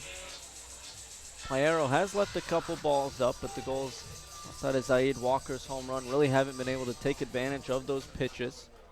It's now the throw over to first for what might be the 6th time. Yeah, he's been paying a lot of attention over there to Holzwasser, and rightfully so. You don't want him getting himself into scoring position. You got the designated hitter and 3 men in the order at the plate right now. Holzwasser did make it back, as now the 1-1. Holzwasser was going, but Bender pops it out of play along the right field side. So once again, we'll go again, this time with a 1-2 count. And Payero's had that fastball here. He spotted it a couple times nicely to Bender, gets the foul ball there, still elevated a little bit. But if you're missing barrels, that's all right. You can get those pop-ups. But once he establishes that slider for a strike with good break, that's when he really becomes difficult. Now the throw over once again. We got to have a counter at this point. We should have kept count, boys, because I think that's the 7th time thrown over. Holzwasser making it back. This one going to be in the dirt. Bender went around, and the throw to first in time for out number 3. Third strikeout of the day for Payero to end things here in the third. No runs crossed for the Gulls as they lead 1-0 here on the NECBL Broadcast Network. Top of the 4th, Stephen Huff alongside the voice of the North Adams SteepleCats, Davis Ellington, and the field reporter of the Newport Gulls, Zach Letson. And since it's the 4th, I'm going to send it over to my broadcast partner, Davis. Davis, take it away. Thanks, Stephen. We're sitting here, top of the 4th inning. We got a good one going so far, 1-0. Justin Cherry back out on the mound for his 4th inning of work as he spikes a fastball there to Knotts, 1-0. And he's in the back half of this order here for the Cats for the 2nd time. He's got Knotts, Thomas, and Porcelli due to bat here as he rocks and throws, and his 1-0 offering is smoked down the third base line, but just foul there. And the count will even at 1-1 as Knotts again getting his money's worth on that first swing. Yeah, I mean, he has a lot of raw power, and you've seen it in just about every swing he's shown us here tonight. Just getting in front of that one, pulling it down the third base line. That almost was fair, but just going left of the back. But every single swing he's had, he's put the barrel on the ball. As a 1-1 offering to him here is a bit up and in. He pulls the hands into his body. It's 2-1. And he's a guy, he's fastball hunting out there. And a guy like Justin Cherry who's got that good straight change. That's a tough pitch to throw to a guy like this, though, because if it doesn't fool him, it's going to be like that, an absolute rock, as that one goes foul and most likely dents the wood paneling there now at even at 2-2. Yeah, dents or cracks it even. I mean, with his power, I wouldn't be surprised if they're going to need to refurbish some of the wood around here at Gardine's. But he's in the 2-2 count now with Cherry, who shakes a couple times, now has the pitch he likes. He goes with the slider, and it's going to be outside. Good job behind the plate there, is shifting his weight to snag that one with Ceruto. Now the count full 3-2. Base runner would be big here to get this inning started. The SteepleCats in the first 3 innings have gotten a man into scoring position, but have not been able to push one across, as that changeup's going to be laced foul once again, and doing a little sidestep is third base coach Mike Daly. And there's the straight change and the danger that Cherry might run into against the guy as talented as Knotts that you were just talking about. Knotts was all over it and just a little bit too out in front as he pulled it foul.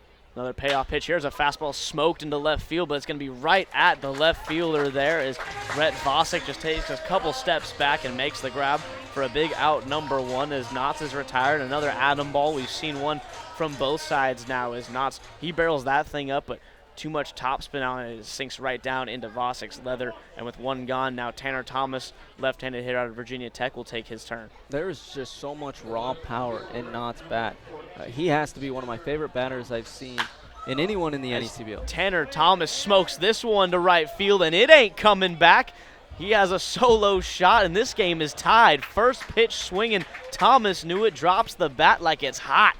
And it's a 1-1 ball game here in Newport. As that one, not a chance, right fielder. All he could do was look on was Zaid Walker. And we have a brand new game here as it's 1 apiece. 2 solo shots have been the offense so far, as that's the first home run for Tanner Thomas on the season. Yeah, the two teams mirroring each other a little bit here. 2 solo shots to make it 1-1, but Thomas found a pitch he liked a little bit over the heart of the plate. 2 left up from Cherry, and Thomas took advantage of it as he pulled it down the line. And that one was out immediately. He knew it off the bat. And we stand even here in the top of the 4th. So now Joey Porcelli will step into the box here to face Justin Cherry. After that, moonshot ties the game, and swinging through a good changeup there. 0-1 is Porcelli. And Tanner Thomas in batting practice actually hit the light pole above the right field fence out there. And he tried to do it again in game here, just misses it over toward right center field. As the 0-1 to Joey's down and in, and the count even at 1-1. Uncharacteristic from Cherry, too, because he's had good control all day, hasn't really made many mistakes, leaving some balls up, but that's what good hitters do, taking advantage of those few mistakes. Good slider there as Cherry reestablishes it in the zone, gets the strike 1 and 2, and Thomas, that's what we like to call the Cliff Lee curse. At least that's what I call it. Cliff Lee was always known he would have that first pitch fastball. He would serve it down the middle as that ball's in the dirt, 2 and 2, and I always wondered why major league hitters with a guy like Cliff with that knuckle curve and good slider, why would you let him throw that fastball right down the middle? Just that get me over pitch, and Cherry tried to do it there, and Thomas ambushed it for the solo shot as that slider's hit right back up the middle, going into a dive and having it kick up off of his throwing arm is the second baseman there. A valiant effort by Holzwasser, but the ball squeaks through for a hard hit single for Porcelli, and he is aboard as he has been on base both times. A walk, now a single, as we were talking about him. He already has a fair amount of stolen bases in the NECBL. He had 33 in his spring season in 38 chances, or attempts I should say, as he stands at first. And the only man I know faster than him is at the plate in Trey Kirkland. Yeah, 2 hard hit balls in a row, and even Scout Knotts had a hard hit ball for an out. So you wonder if the second time through the order is tough for Cherry right now, as SteepleCats look to be jumping on him here in the bottom half of the order in the 4th. Well, they're seeing him really, really well. It looks like they're picking up the ball out of the hand a little bit better the second time through, as that changeup was really what got him through that first time through the order, and then maybe they're finding it, or maybe they're picking around it. It could be they haven't actually hit that pitch yet, as that one missing low. 2-0, and a credit to assistant coaches Parker Lynn and Chris Tavares in the Cats dugout. They do a lot of scouting before each and every game to try to give their hitters the best chances. Looks like a slider there that might have gotten hooked in the hand there by Cherry, and now a 3-0 count to Trey Kirkland at the plate. Yeah, and it shows because they haven't been offering at that changeup, as you mentioned. That last hit came off a slider, and then the pitch above, that was the home run, looked to be a fastball just over the heart of the plate. As they're a little taken off that fastball, a get me over pitch, and Kirkland watching all the way, 1 to measure, now 1 to cut for Trey at the plate with a 3-1 count on him. Cherry working a little quicker here out of the stretch. Porcelli takes his lead, not running as that fastball swung on and tapped foul at the plate there as Kirkland wears that one. Looks like off some part of the lower half, and now we have another full count here, second one of the inning, as Kirkland and Cherry have their horns locked here in the top of the 4th inning. A home run already. A go-ahead runner standing over there at first base for the Cats. We'll see if Porcelli's moving, as a look over by Cherry will make him go back to the bag. So Kirkland stands in. Single already on the day for him, as that pitch, that's going to be lifted to left, and that one's hit well. Going back, and he's going to watch it go into the park. Hits off the fence. Looked like it went through off a slide. It does not. The play at the plate. Porcelli dives in, and he is safe. Breaking for third is Kirkland, and he's in. So the Cats' speed shows it there. My apologies. It looked like that ball had slipped out. It hits the top of the fence, falls back in play, heads up by Mike Daly, the third base coach, wheels Porcelli around third. He dives in safely. Kirkland heads up base running as well to get himself to third base with that 4.240 speed. Close plays at both, but the Cats push across the go-ahead run here in the 4th, and another one sitting over there 90 feet away. Yeah, it was another great hit. Pitch left a little bit too over the heart of the plate. Kirkland took advantage of that one, ripping it down the line, nearly taking him yard once again. But then you saw the speed coming to play. Kirkland obviously working around the diamond, getting to third base, but then Porcelli as well, able to book it around and score another one for the SteepleCats. So the Cats here in the 4th, flexing the bats after the second time through the order, has proven fruitful as that fastball's going to be hit back up the middle. An RBI single for Andrew Padone as he joins the hit party with his first of the game. And now he stands at first, and Kirkland comes in to score. So 3 runs here after that leadoff line out, as the Cats seem to have figured out something with Justin Cherry on the mound. They're seeing the ball well, and they're barreling it up here in the 4th inning as the lineup turns over once again, and Brian Pacone will take his shot. And the thing I was going to mention that might be working against Justin Cherry is that you see how he sets up on the mound. He's on the first basemost side of the bag. That means as a right-handed pitcher, as showing Bunton getting a good one down the third baseline is going to be Brian Pacone, and then all that they can do on the defense for the Gulls is watch. That's going to be an infield single.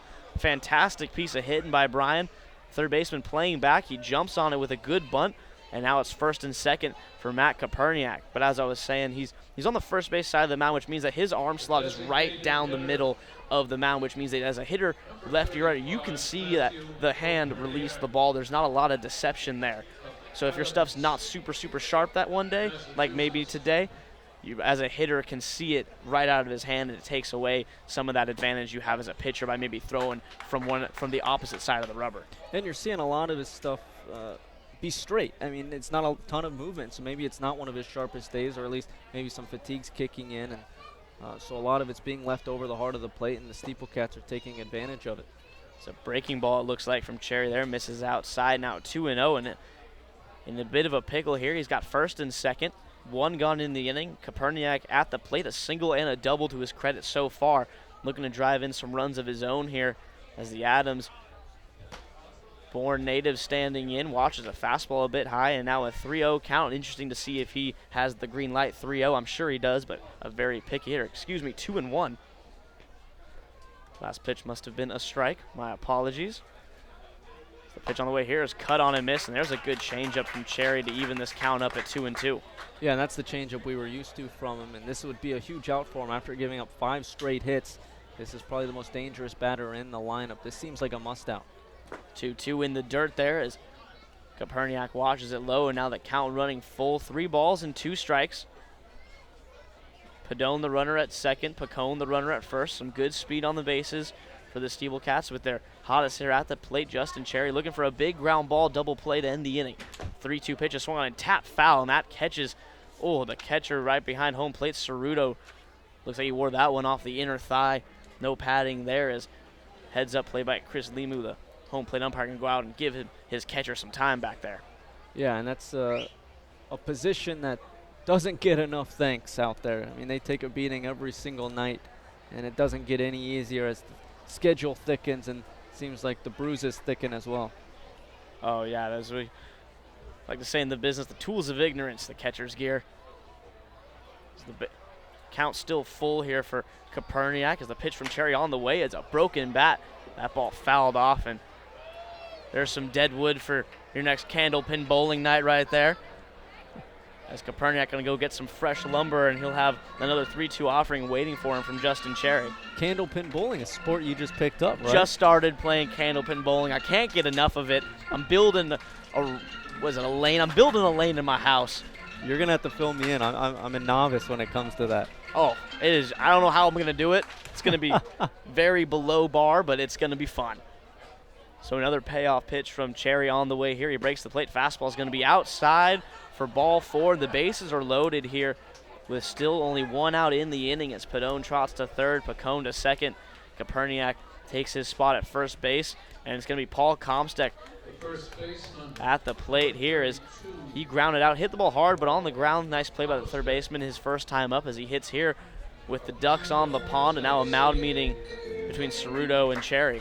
Yeah, tough walk to give up if you're Cherry on the mound, but he had good pitches in that at-bat, and so it wasn't like he was missing all over the plate. So that's a walk.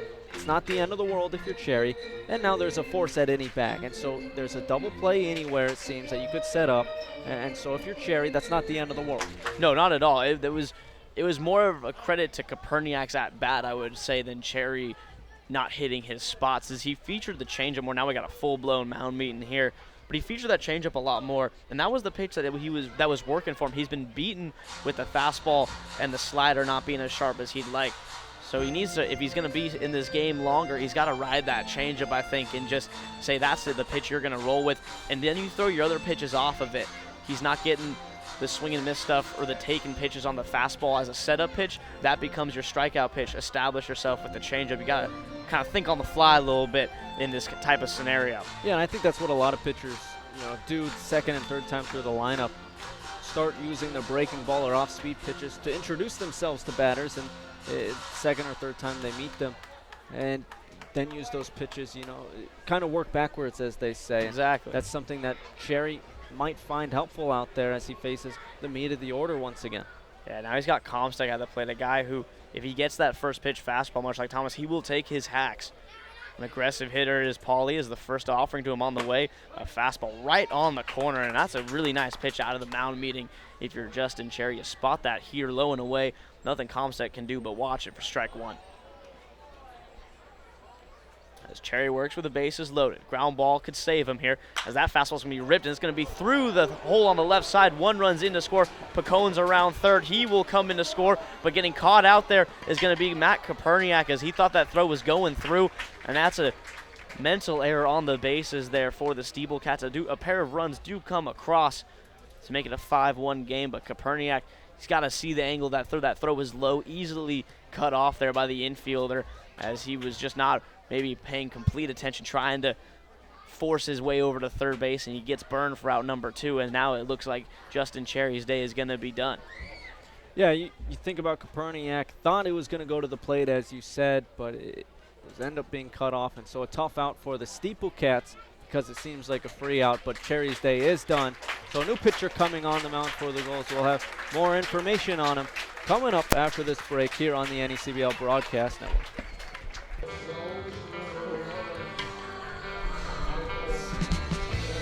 Blue Oyster Cult brings us in here. I love it. Need some more cowbell here in the 4th inning for the SteepleCats, as turning to the bullpen in the 4th is going to be the Newport Gulls. And Stephen, what are we going to see from this lefty out of the pen? It's Mike Sansone, the southpaw from Fairfield. So far on the season, he has 7 appearances for the Gulls with a .64 ERA. He's pitched 14 innings for Newport. He's given up just 1 run. It was earned off of 9 hits and 1 walk. Has 20 strikeouts in those 14 innings pitched. Now, I love Sansone coming out of the pen. Fastball slider guy, a little bit of a change, but he'll stick mainly with that fastball slider. But what makes him so effective is that fastball. Being the lefty, he'll work inside on righties really well. Looks to just jam them up and make them really uncomfortable, and he can just overpower guys with that pitch. Well, he's going to face a powerful man at the plate in Shane Muntz, in his first pitch, a fastball a bit outside there, 1-0, and you can tell as well, you see where he sets up just the same as Cherry with that setting up on the opposite side of his throwing arm, so toward the third base bag. And that a lot of lefties do that if they have a good fastball with a little two-seam, so they can have a better angle in on the hands of right-handed batters. Doesn't have to throw it across his body as much, as that pitch is going to be laced into right field, but it's going to be right at another fielder for the Gulls, as Zaid Walker. Right place, right time, another Adam ball. So 2 shots in the inning end up as lineouts for the SteepleCats, as that will do it. So coming in and getting the last out is Sanson. A nice job there, but 5 runs plated for the Cats here in the top of the 4th, and a big shutdown inning possibility upcoming for Nick Piero when we come back here on the NECBL Broadcast Network.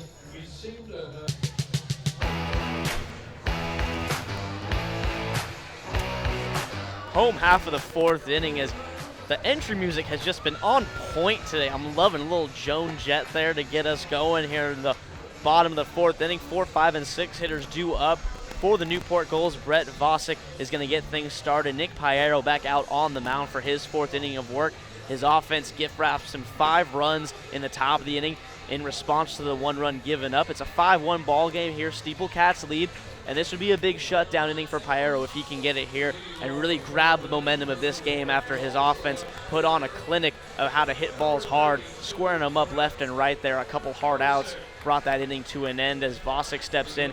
He popped out to short, hit the ball a mile in the air for his first time, as he now steps to the plate here to face Piero once more, as Nick getting the sign. He and Muntz going to try to navigate through the core of this order here. A first pitch fastball fouled straight back to the screen, 0-1. What's nice for Piero out here for his 4th inning of work, a little bit longer of a leash, obviously with a 4-run lead, but your team putting up a 5 spot in the 4th, obviously hitting the ball well now.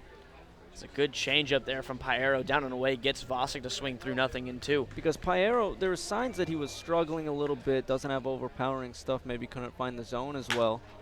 That 0-2 pitch, a little too good 0-2, and Vosick singles to left, throws his hands at that one. Looked like that was supposed to be a fastball off the plate away, and it catches some of the white of the plate, and a good job of hitting by Vosick there. Let the ball travel 0-2 and just slaps it for a single, and leadoff man on, and if you're the Gulls, that's exactly what you're looking for. Yeah, exactly what Vosick has been doing as of late, but if you're Piero, if you just keep doing what you've been doing, which isn't excellent, but it's good enough with this lead, you'll take that if you're the SteepleCats, because it's a recipe for success at this point. Exactly. He needs to just let his defense work for him, as that fastball's a one-hop shot. It's going to tip off the glove of Brian Picone, and everyone's going to be safe on the error there. So first pitch swinging looked like a tailor-made double play ball on the one-hop, and Picone, for a lack of more knowledge on what was going on there. It looked like he just closed the glove too early.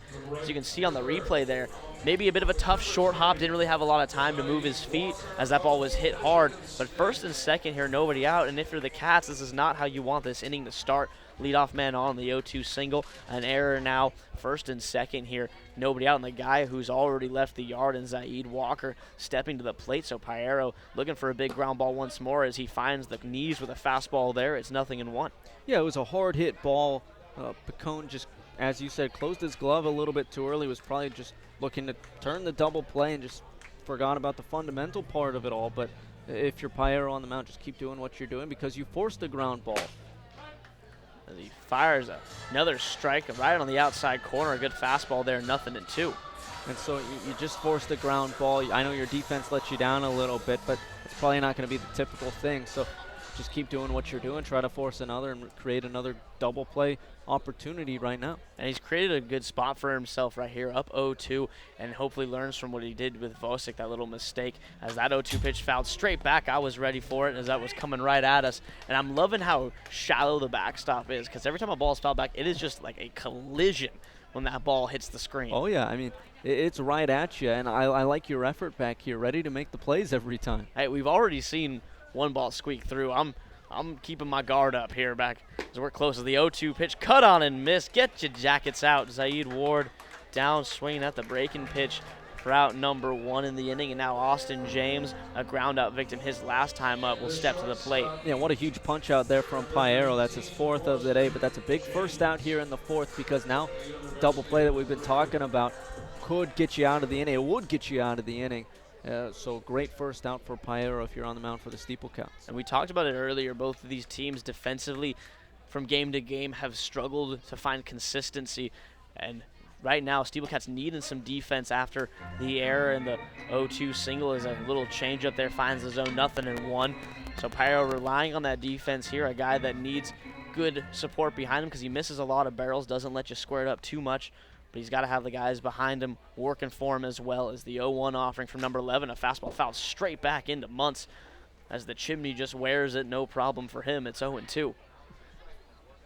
And James at the plate, he's a guy hitting 160 right now for the goal. So slow to get going a little bit, but when he does hit, has a lot of power and pop to his bat. So he's going to be a guy to look to get things going, maybe hit it in the gaps for Newport and really spark something for the Gulls lineup as they go through the bottom half of this order. Yeah, and you can see that in his swing. He's got really quick hands, good bat speed from James. But again, down 0-2, so Piero shakes once. Now on page with Muntz here. He's delivered another good 0-2 offering on the way. Goes with that high fastball, and just a bit too high. Tries to take James up the ladder, but he declines. It's 1-2 now. But you don't mind the idea on an 0-2 count, changing the eye level. Obviously, if you place it right, it's going to be an attractive pitch for James to chase on, but just didn't place it just where he wanted, and so James was able to lay off. Now a ball in the dirt. This one's going to kick away from Muntz, and everyone's going to advance 90 feet as that slider was spiked. No chance for Muntz on the wild pitch. Now second and third, and that's big. It takes the double play, at least a conventional double play, out of potential here as the infield now retreat to their normal positioning. Yeah, and it also puts 2 runners in scoring position for the Gulls, so any base hit would score 1 certainly, but presumably score 2 for Newport. Which would make this game a whole lot easier and more reasonable for the Gulls. Yeah, like we said, big shutdown inning possibly for Piero, but he needs to convert under some heavy pressure right now. It's a 2-2 offering. Another high fastball, not close, as you can see him rear back for a little extra on that one. Loses it high, and now the count runs full, 3-2. You now do have first base open. Peter Cerruto in the on-deck circle. He struck out his first time, so that could be in the back of Piero's mind. Doesn't need to give James something too good to hit here, 3-2, but like you said, a guy who's been struggling at the plate. Piero wouldn't mind trying to challenge him here with a good pitch as the payoff on the way, not close in the dirt. A great job by Muntz to keep it in front, and Piero still just not looking as sharp as he normally does. And it might have been he's almost had too much rest is a definite possibility as now Mike Daly's going to come out, because with Tyler Hayes leaving, the way it was scheduled, Piero's start was supposed to be July, I believe, 3rd or 4th, and that got pushed back. And now he's landed here on the 8th. And so a couple extra days not on the mound throwing bullpens. He hasn't seen a lot of game action, and that could just be messing with his head a little bit, as now he has bases loaded himself with only one gone and the catcher coming up. Yeah, sometimes too much rest for a guy that's used to a certain amount of days off can really mess with you. I mean, you're used to your scheduled routine, and so getting too many days off, I mean, it can be just as bad as having short rest. Absolutely, especially for a starting pitcher who needs to have his rhythm. That's one of the big things that you got to have out there. You got to establish your tempo and your cadence and your windup, and it looks like the release point for Pyro has just been something he's been trying to find all day, especially on his breaking stuff. As now he works with Muntz here. Peter Ceruto at the plate. Bases loaded, 1 out. So infield double play depth. Corners are in. Comsteck playing in front of the runner at first as that fastball's going to be lifted to left field. And it's playable for Tanner Thomas. He's got it. He sets up to make the throw to the plate. It comes in. It's on line, but it's not going to be in time as a sac fly there for Ceruto does his job as he scores. Vosick from third. A good throw by Thomas, but just not enough on it as that's a long throw for the left fielder to make. And in the score standing is Brett Vosick, and a big run here. Regardless of how the rest of this inning goes now for Newport, they keep themselves in it, and they keep that momentum. Now a 3-run ball game here after the sac fly. Yeah, Ceruto swinging on the first pitch and did exactly what he needed to do. Just a productive at-bat and making the game just now 3 runs for the Gulls and keeping the inning going for Newport. Exactly, just passed the torch here, and now it's Jacob Gustin who comes to the plate. First pitch missing up and away for a ball. 1-0, so Pyro looking to limit the damage to just 1. Both sides would be happy with the outcome of the inning, I think, if that is the case, as that fastball off the plate away. 2-0. If you're Newport, you're stoked to get a run back here after the 5 given up. You keep some momentum on your side, and you give your pitcher a little bit of a nod like, hey, we've got some offense going, just keep us close. Then if you're Pyro, to get out of bases loaded and 1 out with just a run given up would be huge, as that fastball broken bat, and it's going to be snared by Porcelli. He tries to make the tag. A throw on to first is going to be in time there, so he tried to get the runner. Tours, who's going second and third, doesn't get the tag, but a good throw across the diamond to recover. Gets Gustin by half a step, so the inning over, side retired. A run comes in to score. We've played 4 here in Newport. It's a 5-2 game as more wood's going to be added to the Candlepin Bowling League with that broken bat when we come back on the NECBL Broadcast Network.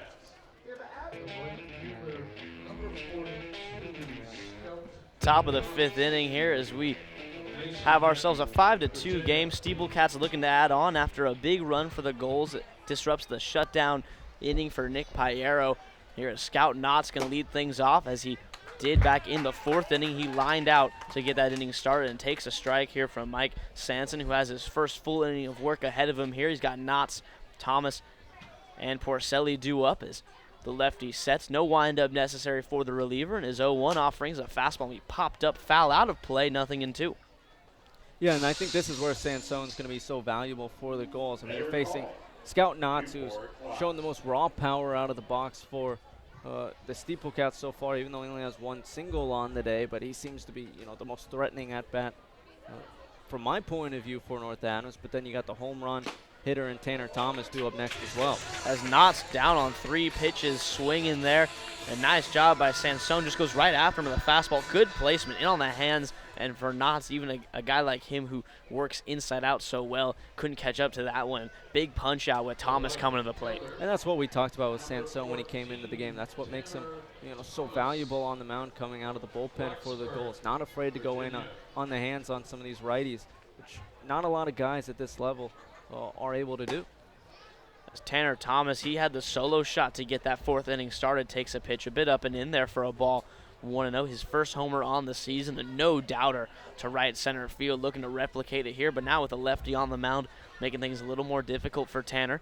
As the 1-0 offering a fastball, and this one's going to be hit to left center field, and this one's hit well, and watching it hit off the bottom half of the wall is Vosick. He's going to get it in quickly, but sliding in with a double is Tanner Thomas, as he seems to be breaking out a bit today, as he sends that one off the left center wall and he gets himself in scoring position for Joey Porcelli. Yeah, when you're just having a day at the plate, you're having a day at the plate. Already has the home run, and even when he's facing one of the best pitchers on the Gulls, he's able to find another ball that he can hit and drive to deep left field. Finds himself a double, now 2 hits on the days and 2 big hits on the days for the SteepleCats from the bat of Thomas.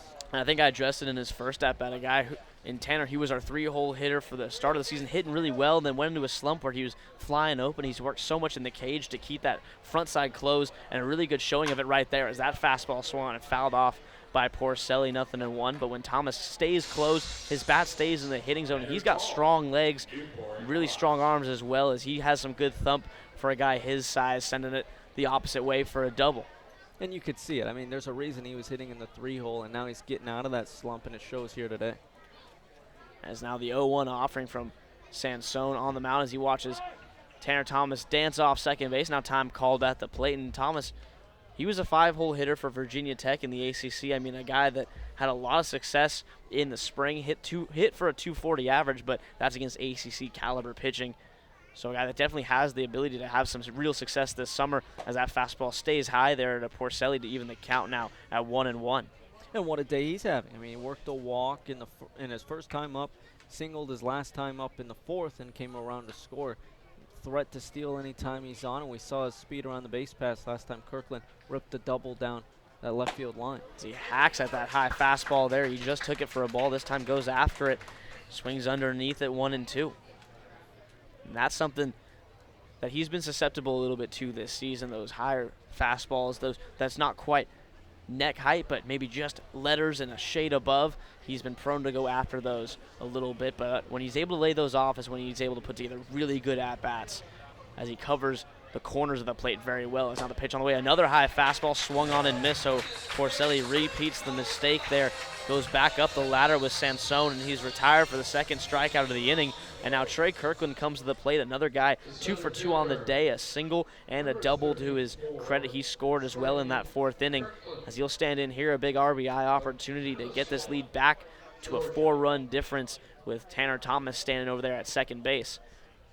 Yeah, and you called it on that strikeout. Sansone took advantage of Porcelli swinging.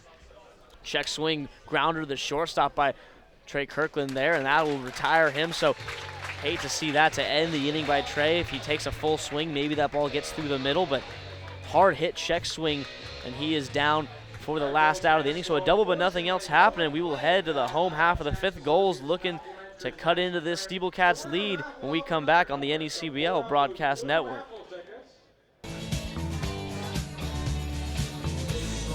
Home half of the 5th inning set to get underway. Top of the order due up. It's going to be Scott Holzwasser stepping into the box here. Holzwasser, Thomas, and Bender 1, 2, 3 in the order. 1, 2, 3 to face Nick Piero here, back out for his 5th inning of work. A first pitch fastball a bit high there, 1-0. And this is another big inning. Nice job by Mike Sansone. Works around the 1-out double to put up a 0 on the board. And now his offense trying to get him a little bit closer in this game. A 5-2 score as that one's fouled straight back to the screen. Now 1-1 the count, and no better spot than the top of the order to try to cut into this Cats lead here in the 5th. Yeah, lineup turns over once again for the Gulls, and it's the 3rd time through the order. So they've seen everything Piero has to offer. As he offers a fastball there, and it's going to be smacked into center field for a base hit. So Scott Holzwasser has been on base all 3 times today. A walk and a pair of singles in this game for him, as that ball maybe hit a little off the end, but good power from Holzwasser, just muscles it out into center field. And now Isaiah Thomas will come to the plate here. He reached on a fielder's choice and swiped a bag in the first, flew out his last time up to right field. And he's got the leadoff man on once again, and the Gulls, much like the Cats, have had a lot of scoring opportunities in this game, and it's been more of a question of what pitcher can dance out of trouble more in this game so far, as the runner not going and a fastball just off the plate for a ball 1-0. And this is why I think this inning is so critical for the Gulls. They've seen Piero. This is their 3rd time through it. They've seen everything he has to offer, like I said, but also the timing is there now because they've seen him so many times. And so I think this inning is the time that they can jump on him. So Holzwasser takes off the throw down to second, is going to be in time, and Shane Muntz guns down Holzwasser trying to steal, and that is a huge caught stealing for out number 1. Takes Holzwasser off the base paths for Thomas and Bender, and once again the chimney behind home plate. Shane Muntz cuts down another runner stealing. He had a couple against Winnipesaukee in what was a 5-3 finish to that game, or at least it was 5-3 through 8 innings, and then the onslaught as that fastball's lifted to left center field, hit well, and that one's going to be lost into the foliage for a home run. And Isaiah Thomas, the next pitch, that's how it always goes. A solo shot to left center field cuts into the lead once again. The second solo home run of the day for the Gulls, as it's now a 5-3 game. Yeah, another pitch left up from Piero, and Thomas took advantage of it. Saw a pitch he liked, and he drove it to deep left field, putting it into the houses of Newport to make it a 5-3 ball game, as you said. But you look back, just as it happened in the last time when Zaid Walker homered, Tours was caught out in a pickle. Just the pitch play before, Holzwasser caught on a steal. It could be 2 extra runs on the boards for the Gulls. As Colton Bender watches a slider spiked in the dirt, 1-0. So now a 5-3 game, and for the Cats, it's going to get interesting. Their bullpen is going to be completely available due to the fact they have an off day coming up, as the 1-0 fastball swung popped up straight up the elevator shaft. Muntz looking for it, now going out toward the mound, and he will not make the catch. It tips off his glove, rolls into foul territory, and that's going to be an error on Muntz, as he was so nonchalant about it. Didn't even drop the mask, doesn't pull the second hand in there to squeeze it. And it's the mental and physical errors like that that have had the Cats in trouble in games that they've come up short in, as that one with a ball Piero maybe should have fielded, as Muntz well out of his element out in the field, not behind home plate, and he drops it. So the big E2 puts a runner in scoring position for free with just 1 out, and the cleanup man, Brett Vosick, now at the plate. And I think you bring up a good point. There was plenty of time for someone else to come in and field it, as that ball's fouled off there. You don't want necessarily Piero to field it. Pitchers typically don't, but even you saw Porcelli coming in from third, and he was just standing there. Yeah, he's right there. He's got to call that off as an infielder and make the guaranteed out. As the catcher, the hardest of any position to try to make a play on a ball like that, as that fastball in the dirt. Good job by Muntz to seal the 5-hole. It's 1-1. And as we were talking about the bullpens, now it even gets a little more interesting. Jacob Abbott, the premier setup man for the Cats so far this season, is ready to go. He pitched in last night's game just in the 9th inning, so he's more than ready for this game, as well as are the other top arms, as that fastball not close outside. And this has been the tough part for the Cats this season. Innings 5 through 7 have been the 9 toughest outs for a team that I've seen. They just have not had a lot of stability in the middle innings from the first guy out of the pen so far. And when they get that stability, they're tough to beat. But when they don't, it gets really shaky out there, as another pitch missing outside, and the count now moves to 3 balls and 1 strike. Well, it will be interesting to see who they turn to if Piero can't get him out of this inning, because it could shape up, how this game turns out for them. That fastball hit hard into right field, but over there to make the catch is going to be Scout Knotts, and he unleashes a hose of a throw to third base. Just a warning shot across the bow to let Colton Bender know that he's not tagging up on anything right there. So allowed out number 2, and now it's going to be Ryan Tours to the plate. And I think this will most likely be Piero's last inning if he can get through this here. I would expect to see Cole Patton out of the pen, as if Mystic's able to hold on, the SteepleCats need to gain that game on Keene in the standings. Cole Patton had a fantastic middle innings outing the other night. Probably going to look to see him out of the pen. Oh, we have a camera. That's cool. So there's a camera on the pen here. Jacob Abbott up walking around. That is to be expected for the Cats. As now dealing at the plate is Ryan Tours, the first offer from Piero, a changeup low, 1-0. And Tours at the dish, a guy that ripped a single in between first and second earlier on the day, and then reached on an error as well. It's a guy that has a lot of pop to his bat, kind of like Vosick.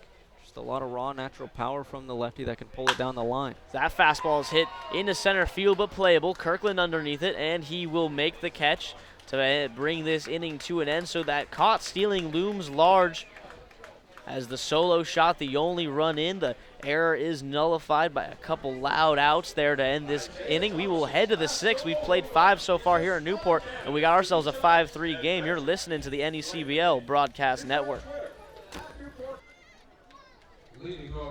Top of the inning and top of the order due up here for the Cats in the 6th inning of play, as we're in the back half of this one. Andrew Padone at the plate, as he's going to face off against Mike Sansone, back out on the mound for his 2nd full inning of work, as he came in to get the last out of the 4th. Worked a clean 5th inning, just the double, but no runs allowed as he misses high to Andrew Padone here. I'm Davis Ellington, as I am the guest here in this beautiful ballpark in Newport, alongside my man Stephen Huff, as he's just chilling to my right, as is our man Zach over there. Zach's just hanging out. What's going on down there, Zach? Just keeping an eye, beautiful day at the ballpark, keeping an eye on some scores around the league. What better night to be at Cardines Field than just a perfect night for baseball. I feel so lucky that we got to come out here with the weather that we have been receiving as that 2-0 pitch is fought off by Padone. And we got ourselves a good game here so far. SteepleCats had a 5-1 lead, but a couple innings where a run has been pushed across by the Newport Gulls has made this game 5-3, and plenty of game left as we're just in the 6th inning. SteepleCats trying to rebuild that lead here as Andrew Padone, the leadoff man, with a 2-1 count on him. A fastball fouled off right back into the screen. Now 2-2 as he deals with the lefty Sansone. And Padone, a guy who's been really playing well as of late.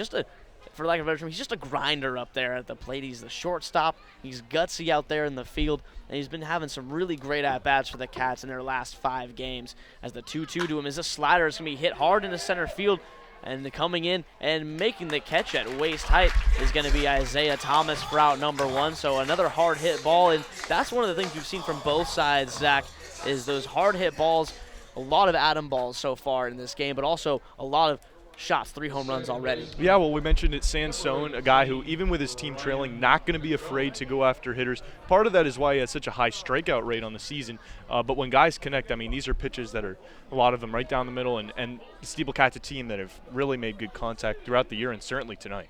Yeah, both teams have shown no shyness from just taking their rips as that fastball finds the zone here. 0-1 to Brian Pacone. He reached on an error in the first, a strikeout victim in the third, but he singled and came around to score in that 4th inning as he's looking to get the offense started here in the 6th.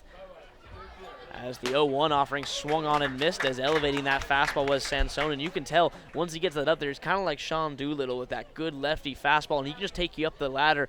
And so far we've seen the SteepleCats hitters going with him up into the higher reaches of the zone and beyond, as the 0-2 now on the way. Is that one a bit too high there as he takes it up about eye level, now 1-2. Infield straight up, as is the outfield here. As Brian Pacone, an upright stance, slightly open for the right-handed hitter as Mike Sansone gets his pitch in the 1-2 on the way. Another fastball. This one's be lifted to right field down the line. It looks like it's going to land fair, and it does. And Brian Pacone around first, headed for second, and he will cruise in with a double. Throw comes in just a bit late there, so a 1-out double for Brian Pacone as he works it down the right field line. And now Matt Koperniak will come to the plate with a man in scoring position, and just 1 gone here in the 6th inning, as the middle of the order will have a chance to scratch a run across, and that would be huge for the Cats in this position. Try to give their starter Piero and the bullpen a bit more of a cushion as we head into the back half of this one. And a huge hit there for Pacone. You got to wonder, if you're a Gulls fan, how much longer they're going to keep Mike Sansone in this ballgame, a guy who's not used to going more than a couple innings or so, and I'd imagine they're going to get the bullpen up and started soon. As he misses maybe just a tad low, looked like a good one, that fastball there from Sansone, but Koperniak watches it for a ball. 1-0 the count here as Matt on the day so far has reached base all 3 times, and he swings and laces a fastball back up the middle, getting waved around third as Pacone. The throw going to come into the plate, but now holding up is Brian as he was about almost halfway down that line and then threw the brakes on, and a good thing he did. A great throw from Isaiah Thomas, a strong arm out there in center. Gets that ball in quickly, saves a run as Koperniak now 3 for 3 on the day, 2 singles, a double, and a walk to his stat sheet so far. Yeah, and there's a reason they call Isaiah Thomas, a 5-tool guy. I mean, you see it right there. We've seen his power at the bat, hitting for average, obviously, with the home run earlier, but a strong arm, probably the strongest arm on the team. Threw it on a line there, probably left a little bit too up, but you at least see the strength in the arm as he threw it all the way to Ceruto from deep center, and probably would have had at least a play at the plate if Pacone would have gone. So now Paul Comstock stands in. The first offer him, a fastball is ripped down the right field. I'm going to tail foul up over the rooftop there. 0-1 to Comstock as he singled home a pair of runs in that 4th inning, and now batting here with another run just 90 feet away as he's a guy up there looking to get something done. And you talked about Isaiah Thomas' arm. I'd like to see him and Scout Knotts have a throwing contest as we've seen Knotts uncork a throw. Now Thomas. That'd be a fun little post-game contest as the pitch on the way here to Comstock's pulled foul, and again dancing out of danger is Mike Daly down the third base line. The skipper for the Cats keeps the whiskers clean. It's 0-2. I think, if they were both all-star candidates, coming up at the end of July or something, that would be something for the scouts to see. Certainly as fans, we definitely want to see it. It would be a show for everyone. So Comstock down in the count here, 0-2, needs to get a ball in play, trying to avoid everything but a double play in this scenario, as that's a big run over there at third base. In a 2-run ball game, that jump to 3 would be huge for the Cats with 6, 7, 8, and 9th inning still to play defensively for them. So 12 more outs they got to get. You add to the cushion if you can in the middle of the order. Has a great chance to do so right now. Koperniak leading from first, Pacone from third. As the offering on the way here, a high fastball swung on and missed, and once again, this time it's Comstock down on strikes. That high fastball, we've seen Porcelli go down via the high fastball, K. Knotts, and now Comstock have all been victims of a high fastball punch-out. Yeah, and you like to see that from Sansone because he hasn't been going to that recently in his outings, but he's kind of used it here today as the punch-out pitch, changing the eye levels of guys and just overpowering them with that fastball. Yeah, he's looked real good out there, taking the ball out of the zone at will. As his first offering to Shea Muntz as a fastball popped up, shallow center field, taking a couple steps back into the right center field is going to be the second baseman, Holzwasser, as he will make the catch. So the Cats threaten again. They get another runner into scoring position that they're not able to push across. And a great inning for Sansone as we will head to the home half of the 6th inning. SteepleCats looking to keep it at just a 2-run ball game when we come back on the NECBL Broadcast Network. Welcome back, NECBL baseball enthusiasts. You've got the SteepleCats and the Newport Gulls locked in a battle here. It's a 5-3 lead for the Cats. They turn to the bullpen. It's going to be number 1, the right-hander Jacob Abbott coming in to pitch here as he relieves Nick Piero. His day is done. 5 innings, 4 strikeouts, 1 walk on 6 hits, 3 runs allowed for Piero. As not too many mistakes by him throughout the day. A little wild at times with just the 1 walk, but 2 big mistakes were the 2 solo shots he allowed in this game. But he exits with a lead, and he turns the ball over to Jacob Abbott, who's been primarily a 7th and 8th inning guy for the Cats, been setting up Madison Jeffrey in that closer role. And you can tell that the Cats want to win this one as they go to Abbott here in the 6th. He's more than capable of pitching 3 innings if needed, and with the day off tomorrow, that could very well be a possibility as he faces off against Zaid Walker and spins a big curveball in there for a strike, 0-1.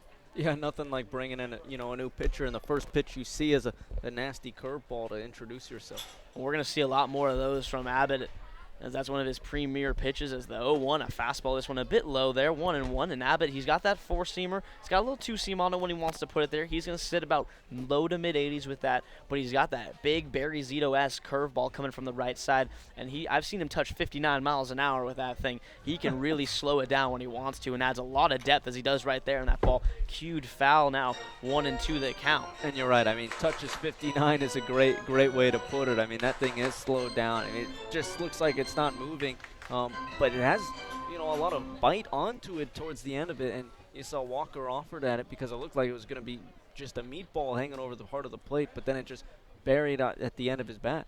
The fastball here is going to be laced into right field. You could see Muntz put his glove up. He wanted that pitch elevated. And Jacob Abbott left that one about middle, and he's lucky that Zaid Walker only hits a single there. So an early mistake from Abbott, and he's not a guy that elevates too much, and so he and Muntz need to get on the same page with their pitches there. Abbott's more of a miss low in the zone type of guy. He takes you out of the zone with that curveball and a little slider that he's got when he wants it.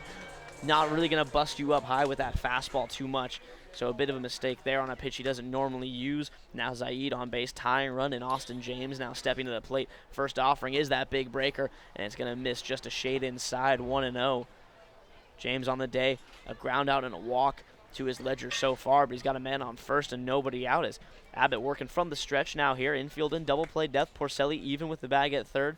Pacone and Padone pinch slightly up the middle. Padone holding his ground for the most part at short.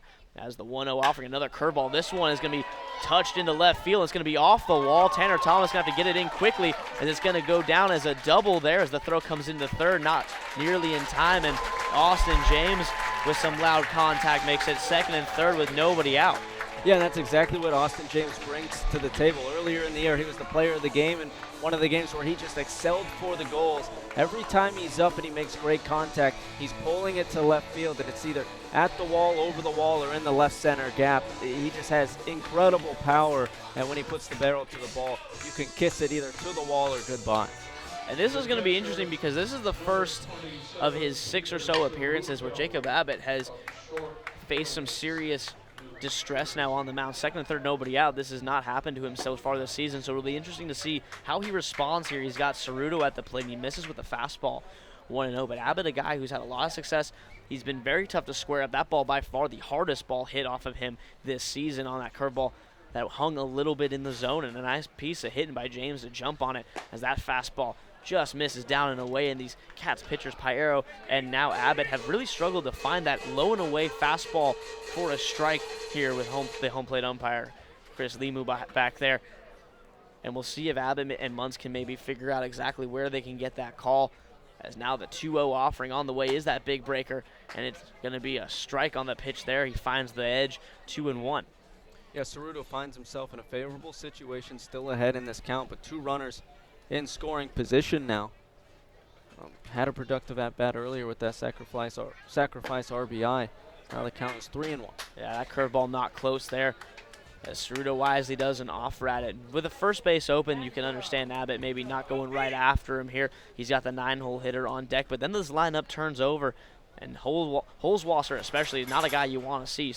He's 2 for 2 on the day. He's been on base all 3 times, so Jacob Abbott needs to find some big pitches right here, as now he kicks and deals, and the offering's a fastball cued foul there, and the count full, 3-2. Yeah, and that fastball would have been probably on the outer edge, but Ceruto, with the green light in that situation, looked to extend his arms and put the barrel on the ball and just got the end of the bat on it, so count now full, but still a promising opportunity for the bottom half of the lineup for the Gulls. Yeah, just a ground ball to the right side, or really anywhere but third base, or the pitcher will get the job done for Ceruto. Here's the run will come in to score as infield playing back, except for Porcelli, just about a step behind the bag over there at third. So Abbott looking for a big punch out or a ball hit right at one of his fielders here, as he does battle with Ceruto.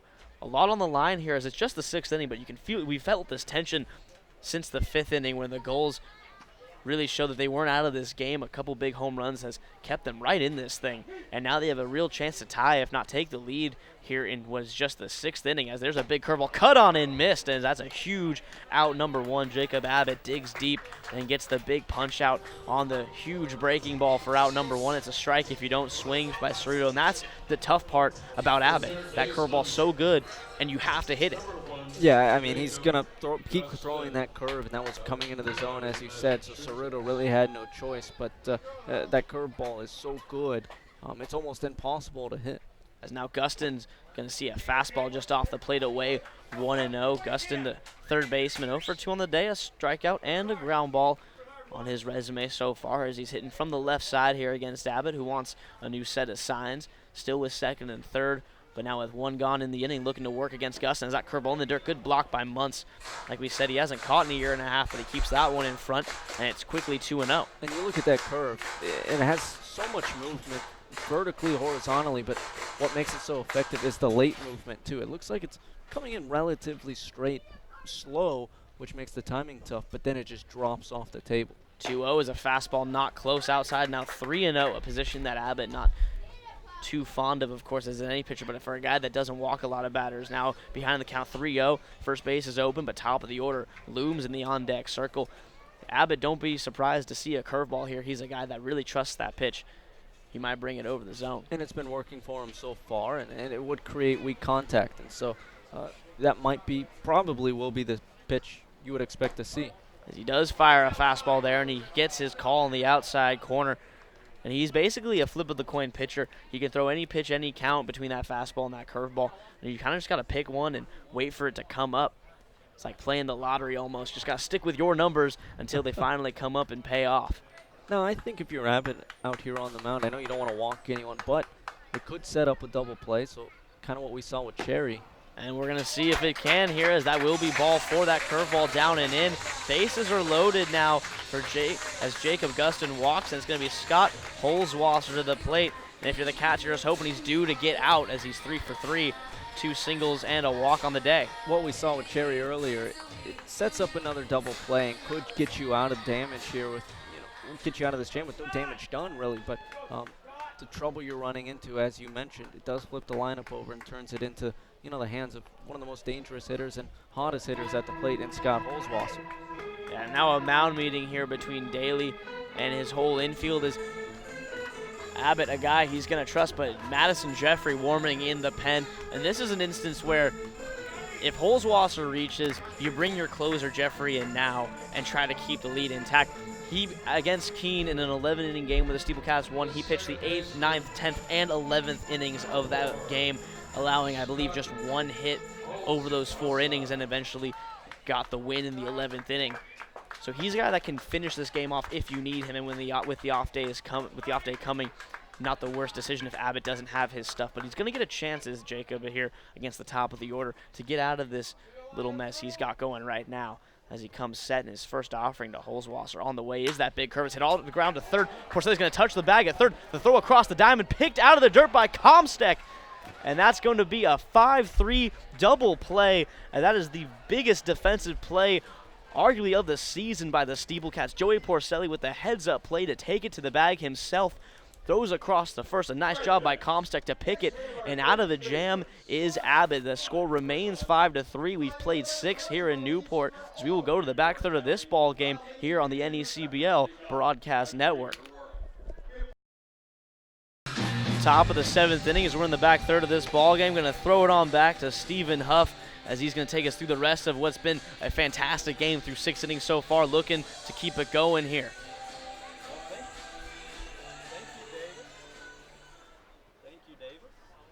My man Steven maybe having a bit of mic trouble here as we're playing around with some wires up in the booth. Who's to say?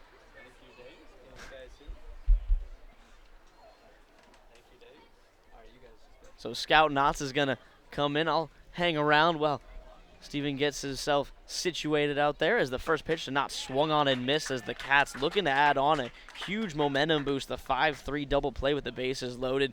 No runs coming in to score there in that 6th inning for Abbott, and now Scout Knotts leading the charge offensively in the 7th as he, Thomas, and Porcelli will look to get things going and try to get some runs across as that changeup is fouled off out of play. 0-2 here.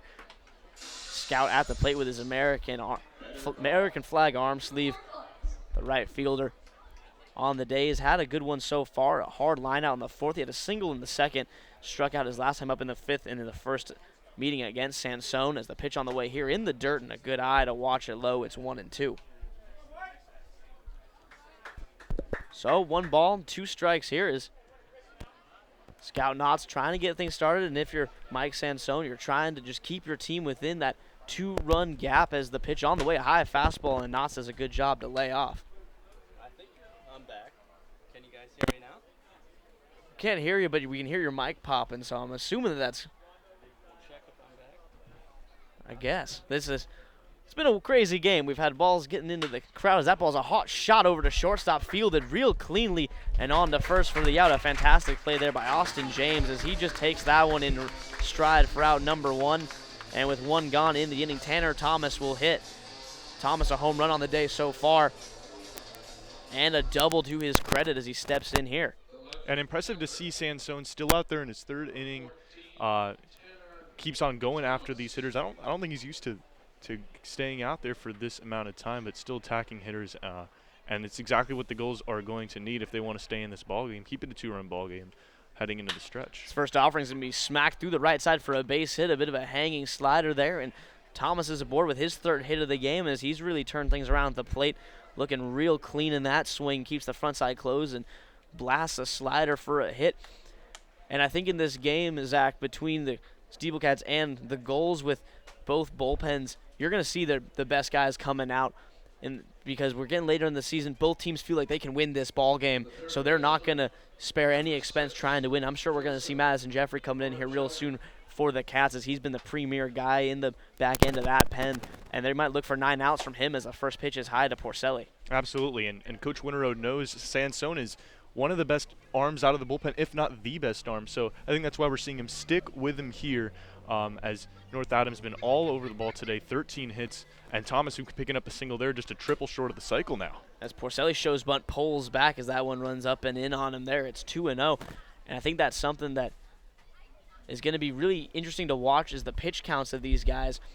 going forward, I know the SteepleCats have a couple big divisional matchups coming up with Upper Valley, a team they want to have Madison Jeffrey to pitch against, but at the same time, you don't want to risk losing a game here on the road against a good Southern opponent in the Gulls. So you're going to throw your guy that's going to give you the best chance to win.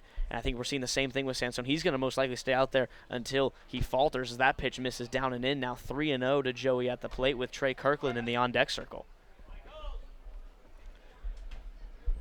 SteepleCats and Gulls battling it out here. Cats, all their runs coming in the fourth inning. A solo shot by Thomas, and then 4 more came around to score after that, as that was all 5 of their runs, as that fastball is going to miss down and away. So a 4-pitch walk to Porcelli makes it first and second with just 1 out, and Trey Kirkland to the plate. The Gulls, conversely, on the offensive side of the ball, had a solo shot in the second, and they pushed a run across in the fourth in response to the 4 runs by the Cats, and then the solo shot in the fifth has given them their 3 runs of the game. And now Kirkland will come to the plate, and time will be called as we're going to have a mound meeting here. And you're seeing why the SteepleCats are, this lineup's one of the best in the NECBL. Not just a lot of power from 1 to 9, but you're seeing the patience and an 8-hitter drawing a walk, putting the SteepleCats in a really nice position here as they're trying to extend this 2-run lead.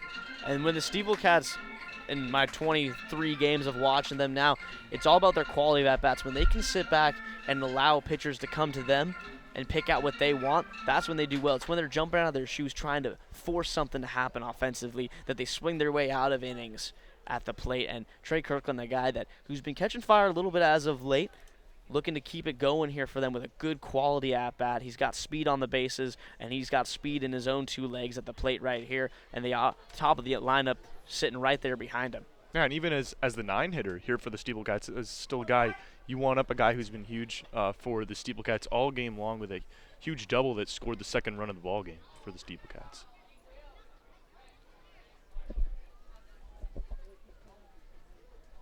So now Trey Kirkland stands in. The first offering from Sansone. Fastball's going to be lifted into the left center field gap, and it will fall for a hit. Thomas around third. He will be waved on home. The throw going to come in. It's going to go over the cut all the way to the plate. Another good arm showing by Isaiah Thomas, but not in time to catch Tanner Thomas as he coasts in. And a big RBI single by Trey Kirkland, his 3rd hit of the game. And I think Kirkland, after some early struggles in the season, is having himself a bit of a coming out party at the plate today as Porcelli gets to second and everyone just trades places, and it's now a 6-3 game and a huge run in for the Cats as they face a Gulls team that has been right on their tail this whole time. And now Andrew Padone hits with still first and second, and both runners on the bases with plenty of speed as Sansone looking for a big ground ball as he's going to step off here and look the runners back. Well, adding to the point just made, the strong offensive showing really continuing here for the SteepleCats. It's their 14th hit on the evening. And I mentioned it earlier when we were off air, but I don't know if I've seen a team this season come into Cardines feeling really hit the ball to all different parts of the park with hitting for average, and not just that, but hitting for power too. And it's really been one of the more impressive offensive showings by any visiting team all season here at Cardines. And I think that was a good conversation that we had when you brought that up. That was interesting to me in a place that seems like it lends itself well to offense, as that fastball is going to find the zone 1-1. And when we were talking, I said that I think a lot of that success that we've had today comes from having to play at Keene, and then we went to Danbury. And we've played in some other parks that are small, and we've made the mistakes of trying to lift and separate and hit home runs only. And the guys have had a lot of really good plate approaches, letting the balls travel, letting it get deep, taking pitches the other way as that fastball stays high, and then, of course, trying to swing at fewer pitches out of the zone as he watches one there, and it's 2-1. Yeah, and even if with a 28-foot fence, if this isn't necessarily the park for a home run, it's certainly the park for extra base hits, and the SteepleCats taking full advantage of that tonight. As Sansone's offering a fastball, going to hit right back to him. He's going to have a chance for double play. Throws to second for 1. Throw on to first is not in time as Padone beats it by just half a step. Kirkland taking off the base paths at second, and it'll be runners at the corners now with 2 outs here in the inning. So Brian Pacone will get a chance to hit. And a great play there by James. That ball looked like they may not get any outs, and James nearly turning to. It would have been huge, and the Gulls would have averted any further damage. But excellent hustle play, and now SteepleCats could still be in business here. Runners on the corners looking to extend this lead. Yeah, you could hear the groans from the crowd on the close play. It looked like Padone was there by about half a step, and a really nice job, like you just said, of course, by the shortstop there. Austin James turns it. The throw was high, but he does a good job to pull it down and make a strong throw to second as the first pitch is low and in to Bryant Pacone here. It's 1-0 as our man Steven's still trying to figure out what exactly has befallen him and what he has done to deserve the muteness of this broadcast, as apparently in the 7th inning his mic is revolting against him. Don't know. Could be the shoes. Maybe they're having a disagreement. I personally am a fan, but that's just me, as a pick over is not going to yield anything. As diving back in easily back there is Padone. So Brian at the plate, an error let him reach in the first, a strikeout victim, then a single and a double to his credit as that pitch, a fastball up and in there, and he watches it for a ball. Now 2-0, and Matt Koperniak, the hottest hitter, hitting behind him here, 4 for 4 on base today and 3 for 3. Pair of singles and a double for him so far today, as he would love a chance to hit and try to blow this 7th inning open. Is now taking off is Padone, by the pick over to first. He's going to get himself in a rundown. Coming in to score is Porcelli, and now Padone trying to get back to first, but he will be tagged out. But some heads-up base running there by Porcelli as he does score on the play, as that pushes this to a 7-3 ball game. So some trickery on the base paths. Like we said, SteepleCats built for speed, and they use it there to force a run across. Padone will come to hit in the 8th inning as he'll get a new count, but the Cats with a couple of runs will have Jacob Abbott coming back out here as we go to the 7th inning stretch in Newport, and we will come back with the home half of the 7th. You're listening to the NECBL Broadcast Network. So after a nice and much needed 7th inning stretch, we're all feeling limber up here in the booth, and my man Stephen Huff is going to jump back in as he has fixed whatever curse fell upon him, as he's going to take us through the rest. Steven, jump back, baby. I should be back, guys. You Can are hear me? here. You are in the building. You guys did great without me. Almost too good. Oh. As that first pitch to Isaiah Thomas catches the outside edge, 0-1. You know, just trying to act like we've been there before. Scared the whole time. You guys are making me think I'm not needed here. It's now this first pitch. 0-1 pitch, excuse me, from Abbott. Misses inside 1-1.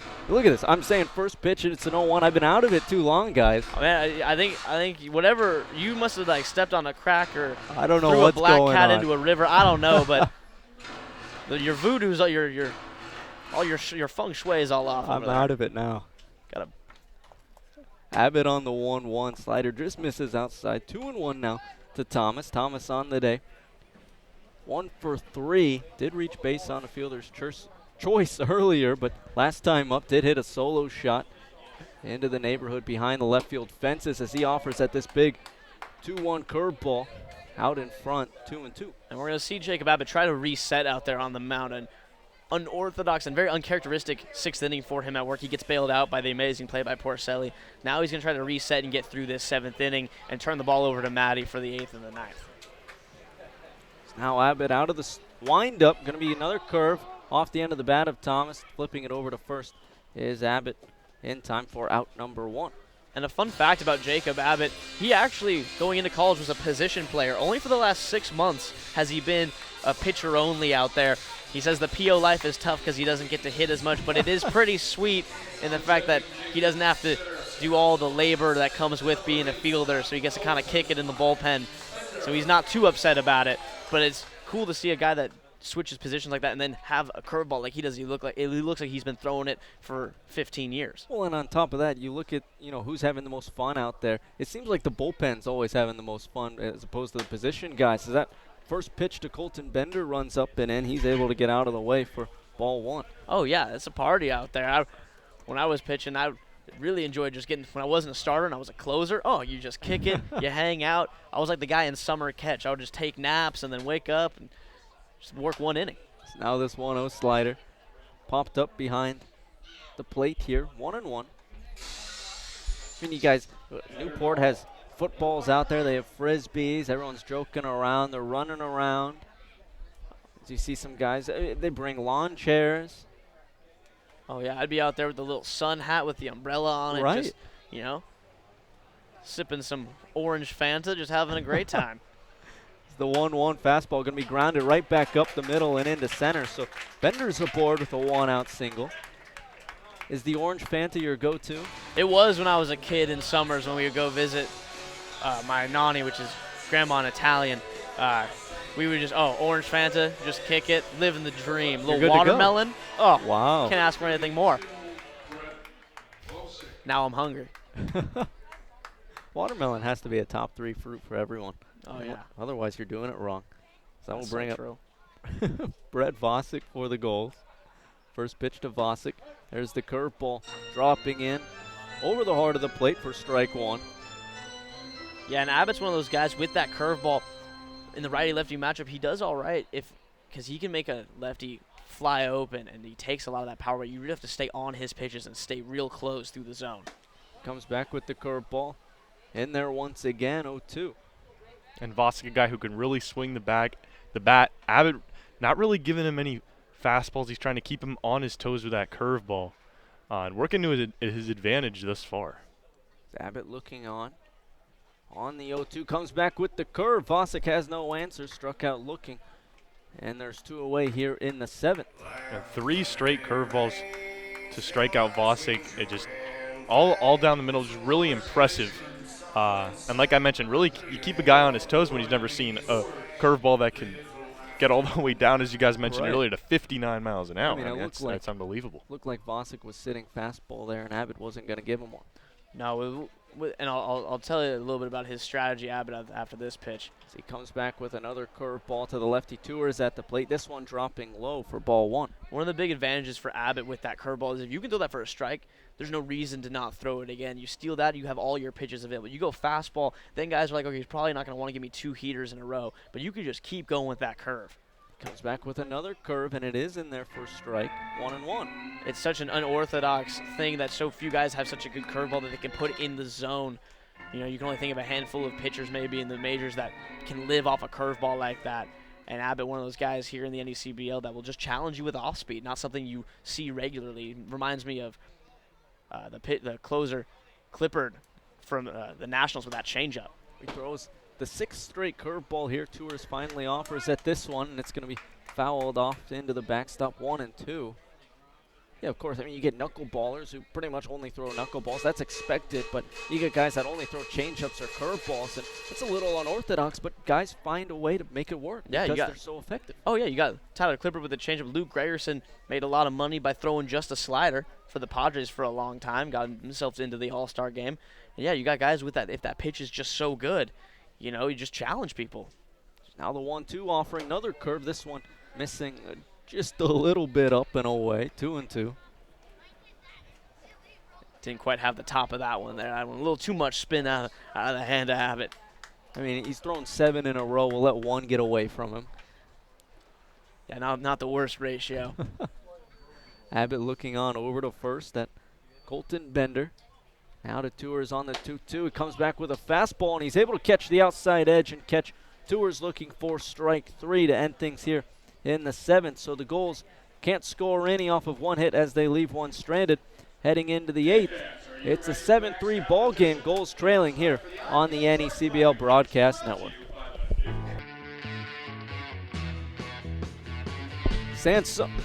Sansone is out there once again for the Gulls. This looks to be his 4th full inning of work for Newport, as he will face off against the 2-3-4 hitters for North Adams. He's got himself in against Pacone here. Pacone got the better of him last time they saw each other with a double. We'll see what happens here.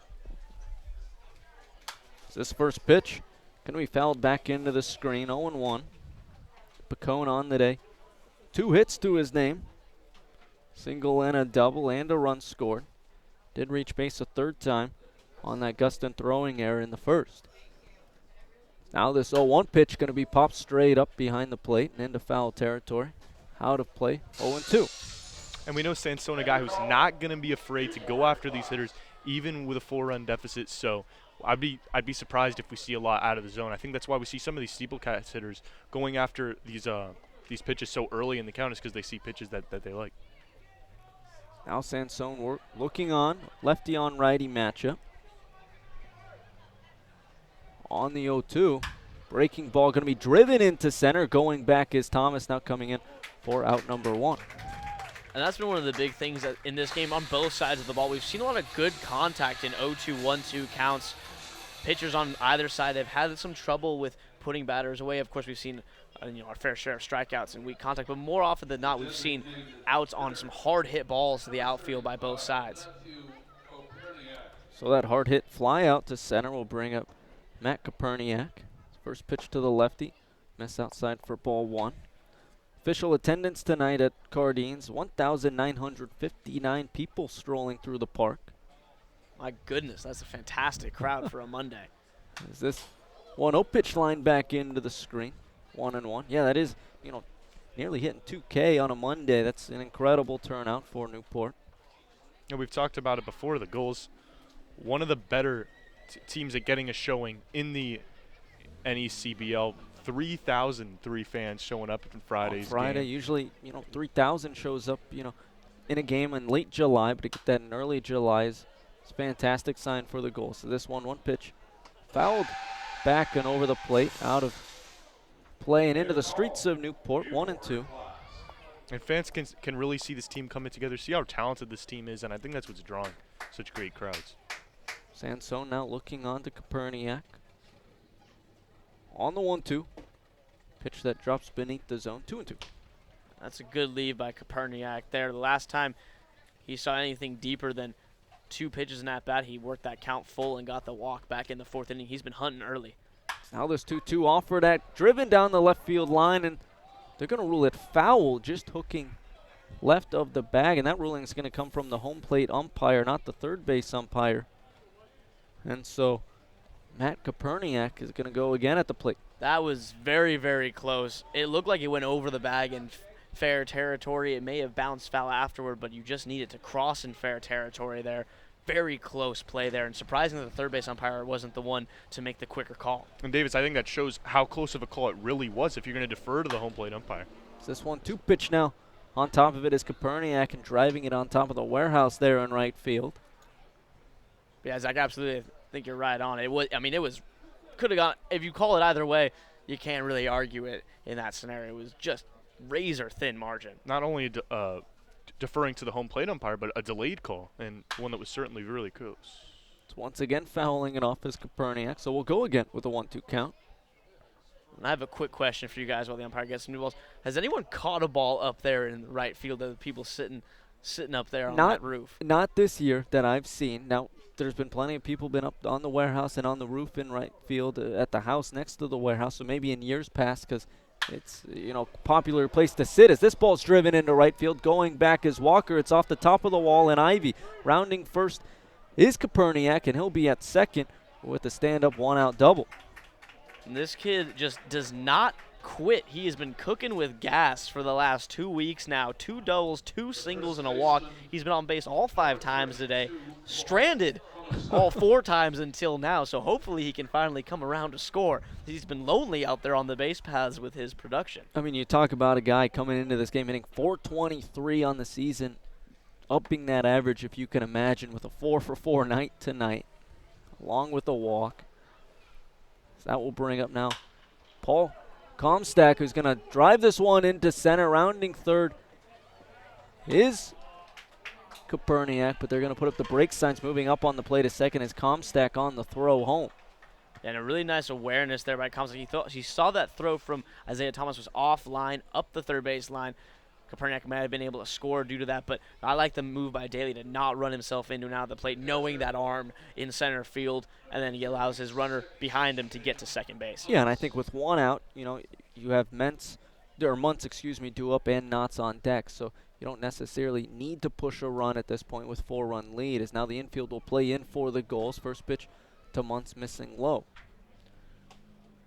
And something interesting that could come into play is how shallow this backstop is, and if that ball does get past your catcher, you can have a pretty good ricochet, so you got to be heads up if you're Koperniak over at third base and think twice before breaking. Yeah, not a lot of room, which doesn't give a lot of time for the runner, as this 1-0 pitch swung on and missed at the top edge of the zone. 1-1. Yeah, that's another one of those high fastball swings we've seen tonight, and Mike Sansone's been really good at getting those swings and misses up there north of the border of the strike zone.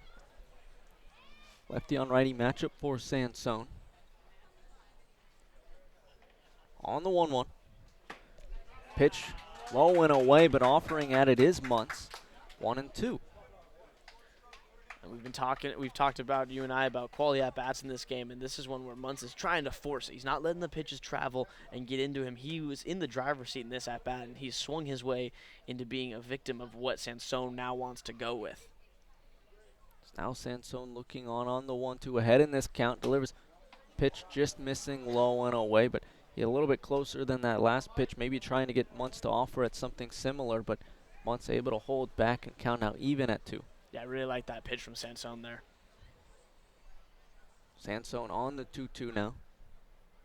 Looking on to Muntz. Bases loaded, or runners on second and third, excuse me, but he's able to climb upstairs and get Muntz swinging for strike 3. So 2 away here in the 8th. And correct me if I'm wrong, but I'm pretty sure every single one of Sansone's Ks has been on that elevated fastball. He threw it by Muntz. Muntz wasn't on time with that one in the slightest there. And he swung a ball out of the zone and very tardy, and so you just see how good Sansone has been with that elevated pitch. Yeah, one thing for sure about Sansone, doesn't get phased by guys on base, sticks to that fastball, and clearly because it's been working. The elevated fastball, like you mentioned, so responsible for all the strikeouts that he's had. Well, he goes back to the elevated fastball in the first pitch against Scout Knotts. This one, Knotts laying off for ball 1. But I think that confidence comes from, and it is put on display as he's not afraid to pitch inside on guys as well, as this 1-0 pitch misses up 2-0. And that's the confidence you need to pitch inside on guys, because sometimes you'll miss your spots here and there, but not a lot of guys have that confidence. And that's why you see guys not pitching in on guys and they leave it over the plate, or they strictly stay to the outside half of the plate when pitching against either side of righty or lefties. Oh, yeah. I think it was Sandy Koufax that said, show me a pitcher that can't pitch inside, I'll show you an ineffective pitcher. You got to be able to establish that inside fastball. It's crucial for a guy like Sansone. Sansone finds the outer half here. Not able to pull the trigger, and count now 2-1. A little wrinkle there from Sansone, a little slider, a little get me over 2-0. I like that pitch there to try to switch the cadence of this at-bat a little bit. Typically you see a fastball in that situation.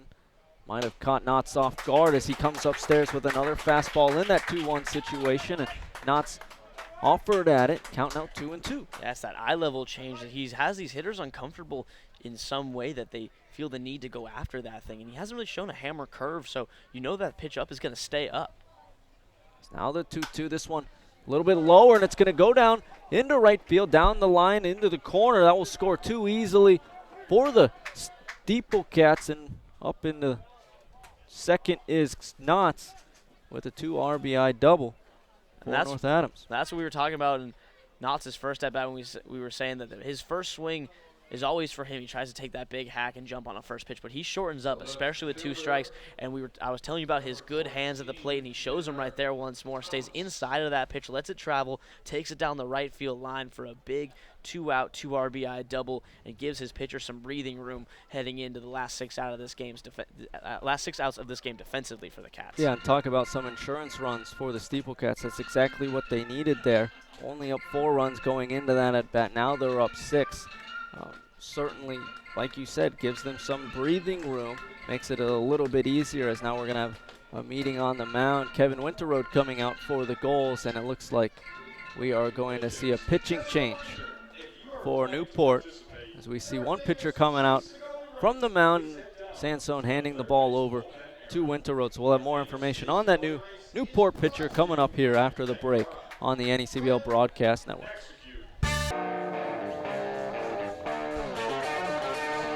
The new pitcher on the mound will be Patrick Maybach of Salve Regina. Maybach on the year for the Gulls, has 5 appearances, 5.56 ERA through 11 1/3 innings pitched. He's given up 7 runs, all of them earned off of 17 hits and 6 walks with 12 strikeouts. He's going to feature, a good fastball, a really good curve to complement it, and then a changeup. He doesn't go to as much, but it's really going to be the fastball and curve show from Maybach, the southpaw on the mound for Newport. Yeah, and I think earlier, Zach, you and I were talking about Sansone and Abbott out there. They just stuck with their guy until he finally just ran out of gas, and it comes here in the top of the 8th inning. You were right on it. He's pitched maybe just a little too many out there and hit a wall, and just wasn't quite able to recover. So now see Maybach try to clean up the rest of this inning. Yeah, and you can't really blame Coach Winroad for keeping Sansone out there as long as he did. He's really one of arguably their best arm out of the bullpen, and he really gave them all that he had, and it was time to make the change, and Maybach if you're Patrick Maybach here, you're just looking to limit the damage at this point. So Maybach's first batter he will face is Tanner Thomas. Home run, a double, and a single to his name here tonight. His first pitch to Thomas. He's going to ground over past the diving Holzwasser into center. Rounding third is Scout Thomas. He's going to be caught in between home and third. The throw to third not in time as he slides back safely. So runners on the corners after that Thomas single for the SteepleCats. And another big hit for Tanner Thomas. First pitch hunting, and he welcomes Maybach into the game with a single. Knott's able to get to third, and wisely holds up that artillery arm out there in center field has just been on display by Thomas. And SteepleCats have taken notice early and have declined to run on him on every opportunity. So with runners on the corners, that will bring up Joey Porcelli. Lefty on righty matchup for Maybach on the mound. First pitch to Porcelli. Curveball. It's going to get away from Ceruto at the plate. Jumping on it right away is Scout Thomas, and he's going to score standing up, and moving up to second on the plate is Thomas. So smart base running, quick base running as well, able to not even hesitate on the plays. That adds another insurance run to the North Adams lead. Yeah, Knott's really heads up there, breaking toward home plate, as now we got the umpires coming together about something here. I don't really know. It seemed pretty clear cut to me what the play was. But they are conferring about something. Oh, they might have been talking about whether or not Porcelli offered at the pitches. Oh, and yeah, you heard him say ball there. So they're going to say he did not go around. Must have, check swing from Porcelli. So it'll be a 1-0 count. Yeah, on that replay review, you guys have such great camera work here. It's absolutely amazing operation you guys put on. I'm sorry it took me till the 8th inning to finally bring up how sweet of a production you guys have. But you could see on the replay that he just kind of took the bat off his shoulder, not really a full swing. Now this 1-0 pitch, Porcelli does offer at, and he's going to chop it down the third base line and foul. 1-1. Yeah, and on that wild pitch, Knott's the beneficiary of that ball not getting back to the wooden backstop there. It leaks down the third base line instead, and with those long strides at 6'6", he covers a lot of ground quickly, gets himself in without a throw, and now Porcelli a chance to tack on another with Thomas in scoring position out there at second base. Now this pitch from Maybach, this one grounded down the third base line once again. Gustin lets it roll foul before playing it, so 1-2. Gustin looked like he was going to charge it there. Zach, you can go ahead. I was going to say, smart play there by Gustin. A throw across the diamond, that might have been probably a pretty difficult play across the bag. And already with, North Adams threatening with a guy on second base, it's probably what you don't want to do. So good heads-up play there by Gustin. Especially for a guy that's, a natural shortstop. And so playing out of position, that's a much longer throw at third base. A throw that he's not used to as well. So nice heads-up play, as you mentioned there, from Gustin, letting that roll foul. Maybach now, the 1-2 offering, going to be driven into left. Vosick going back. That one is going to be off the base of the wall. Rounding third, is Thomas. Heading into second is Porcelli with an RBI double. Second RBI double of the inning for the SteepleCats. Third double of the inning for North Adams as a whole.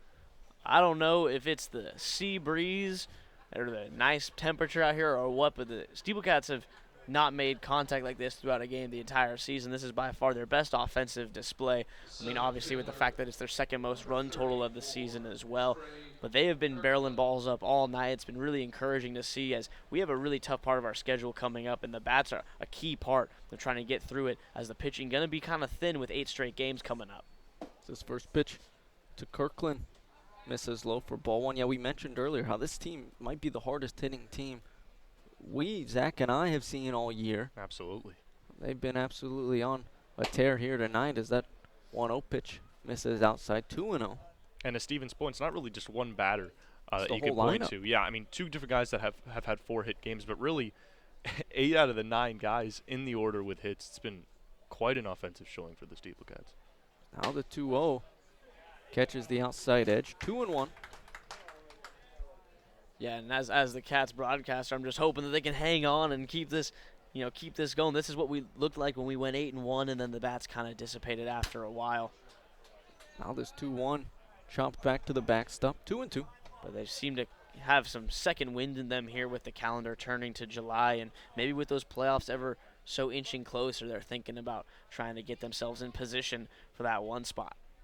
Well, they have the number 1 spot in the NECBL right now, and it's on display here tonight as this 2-2 curve catches Kirkland swinging for strike 3. And that will end things here in the top of the 8th. But North Adams adds 4 insurance runs to their lead as the Gulls are down to their final 6 outs heading into the bottom 8th. It is 11-3. Gulls trail here on the NECBL Broadcast Network. It's the bottom of the 8th here on the NECBL Broadcast Network. Stephen Huff alongside Davis Ellington and Zach Letson. The Gulls trail 11-3. And Zach, I'm going to send it your way quickly. Fill us in on what's happening around the NECBL scorelines. Well, Stephen, we talked about it earlier. A big game between the Mystic Schooners and the Keene Swampbats. It was Mystic coming out with that 11-4 victory, becoming the first team in the league to reach 16 wins, although North Adams 6 outs away from becoming the second team. And as we continue to look around the league, Danbury against New Bedford. The New Bedford Baysox no-hitting the Westerners through the first 5 innings. Danbury coming out in the 6th, tying the ball game at 3. And the Baysox finishing off the upset with a pair of runs in the 7th. They won 5-3. Zaid Walker finds the gap between first and second, grounds one into right field. He'll be aboard with a leadoff single. And the one other game going on, Winnipesaukee Muskrats just polishing off win number 6 on the season for them, an 8-1 win over the Vermont Mountaineers. So a couple of helpful games for you over here. Oh, Davis. Absolutely. That we couldn't have drawn it up any better for the Cats. And hopefully now they can just hang on here as this team from Newport, I do not discount them from this game at all. These are going to be a long 6 outs for the Cats to get. They have had a couple of heroic comebacks this season. Now this pitch to James is going to be driven into left, so 2 straight singles for the Gulls. Walker thinking 3. He's going to book it all the way there. The throw is not going to be in time as the ball got away from Porcelli. So aggressive base running for Newport pays off, and there's runners on the corners with no outs. An outstanding hustle there by Walker, showing off the wheels on a ball to left field. Wouldn't expect a lot of guys to go from first to third on that, but as an outfielder, as a guy who's got speed, Walker showing off that speed and getting all the way to third base. And you finally saw the Newport Gulls pick up that curveball and get a hit off it. I think, that might be the first or maybe second on the day because that pitch from Abbott has been nearly, if not completely, unhittable up until that point. Yeah, and Walker and James are the 2 guys who saw him to start off his day when he came in the 6th, so now going second time through the order have definitely made their adjustments, and you can see it right there, back-to-back hits. So this first pitch to Ceruto misses. Ball 1. We also have a defensive change. J.J. Sousa has come in to play second base this inning, so Brian Pacone, who is playing second, is going to shift over to the shortstop position, so Andrew Padone's day is done. As now this one's going to be lined into left for Ceruto. He'll be aboard with an RBI single as Zaid Walker comes in for the Gulls, making it an 11-4 ball game. And if you're a Newport fan, you have to love this no-quit attitude after a tough top of the 8th inning. Coming out of the gate, 3 straight hits. Got to love it, and cutting into this deficit. And I think what's important for Newport, the production coming from the bottom half of this lineup, because that just bodes well for you because the lineup then could flip over for guys that already have had success today in Holzwasser and Thomas, as Jake Gustin, the number 9 guy, is due up for Newport. Righty on lefty matchup. First pitch to Gustin. He's going to drive into center. Coming on is Kirkland. It's going to drop in front of him. So 4 straight hits for the Gulls will now load the bases for the top of the lineup in Scott Holzwasser. Yeah, sorry, go ahead, Zach. I'm sorry. All I was going to say was, getting back to what Steven was saying, it's extremely encouraging to see this production from the bottom part of the order. Talked about it with John Perrick on the postgame show in Friday's game, how crucial it is that it's not one guy, but guys 1 through 9 to be showing up for the Gulls if they want to pick up W's. So Holzwasser is due up for Newport. Bases loaded for the Gulls. First pitch to Holzwasser. He watches catch the outside edge for strike 1. So Abbott, again, in a familiar position from that 6th, and he's got bases loaded this time. Nobody out. Going to try to work his Houdini magic. Again, already a run given up in the inning. Now the 0-1 curveball breaking outside, 1-1. And in a 7-run game here, I would not be surprised to see skipper Mike Daly go to Madison Jeffrey, the closer, out of the pen. A Newport team that clearly can still threaten as long as they have outs to get. Now this 1-1 curve, that one dropping into the zone. Holzwasser watching all the way, 1-2. Yeah, and that might not be a bad idea if you're North Adams, just throwing your closer out, their best pitcher, just to maybe even get you out of this jam, but 6 outs if you can. But the most threatening situation is at least on the field right now. As Abbott looking on the 1-2 curve. Holzwasser offers. He's going to line this one into left. That will score 1 for the Gulls as everyone moves up 90 feet. Holzwasser with an RBI single, and the Gulls have now scored 2 in the inning. Yeah, 5 straight singles, and Daly now coming to the mound. I haven't seen anything like this off Jacob Abbott, so credit to the Gulls for hunting that curveball here.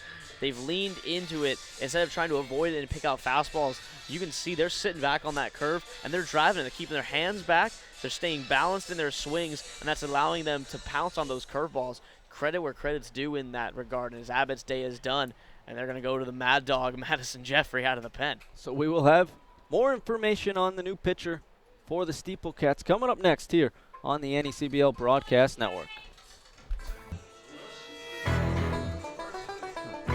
Bottom of the 8th. Gulls trying to complete a comeback, but there's a new pitcher on the mound for the SteepleCats.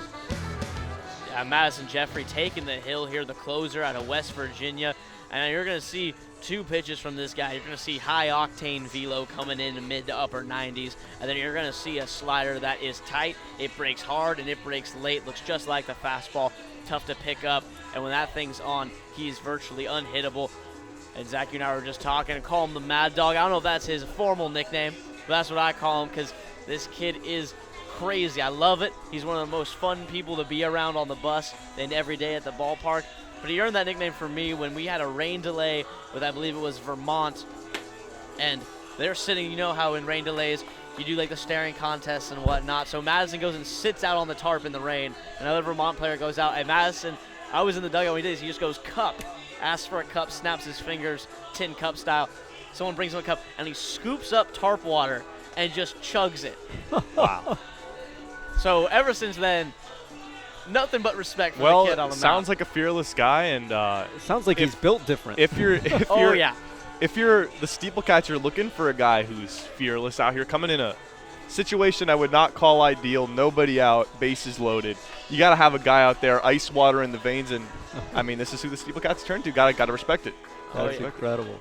Yeah, he's in the jackpot here, but he's a guy that can work here, and we'll see what he can do. He's going to be in for these last 6 outs, almost guaranteed, unless the Cats can add on. And I'm excited to watch him. He's always fun to see out on the mound. That high octane coming out of his right arm is a cool thing to watch. Well, he comes into a dangerous situation. Bases loaded for the Gulls. No outs as Isaiah Thomas settles in at the plate. He already has a home run to his name earlier today. It'll be a righty-on-righty matchup for Jeffrey on the mound.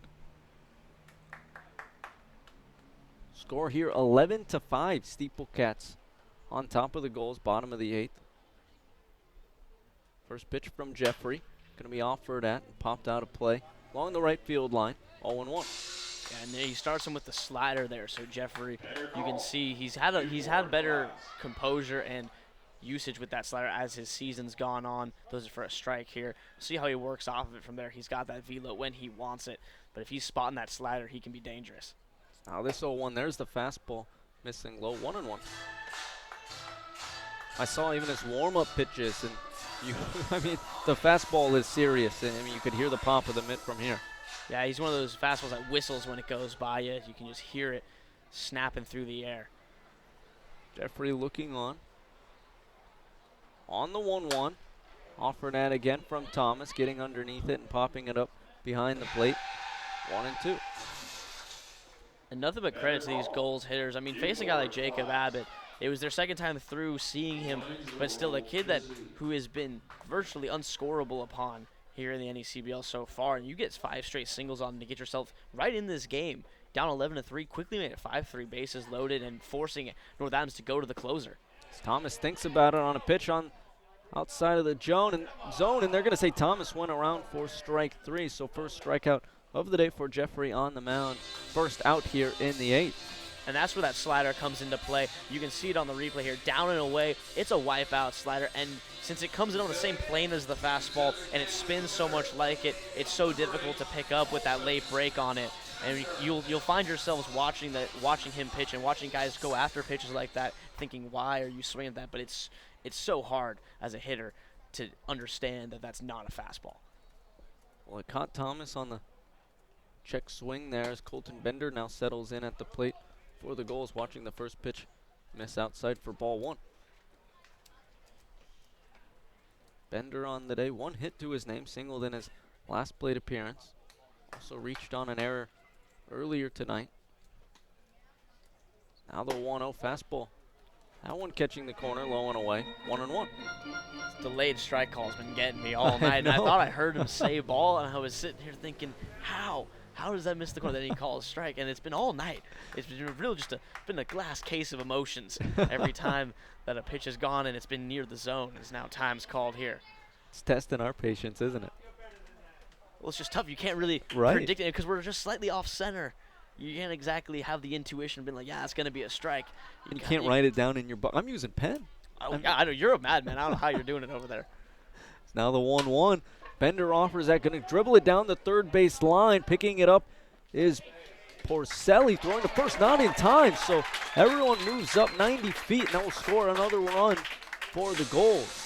A little weak contact, but it plays right there, right down the line, basically a swinging bunt. You could see Porcelli, if he goes for that ball straight away, might get the runner there. He kind of sat back, looked like he thought it might spin foul, picked up and shot it over. Bang, bang play, maybe first step throw. He's got him there, but nevertheless, base is still loaded, and the Gulls continue to fight back in this game. They've already made it a 5-run deficit.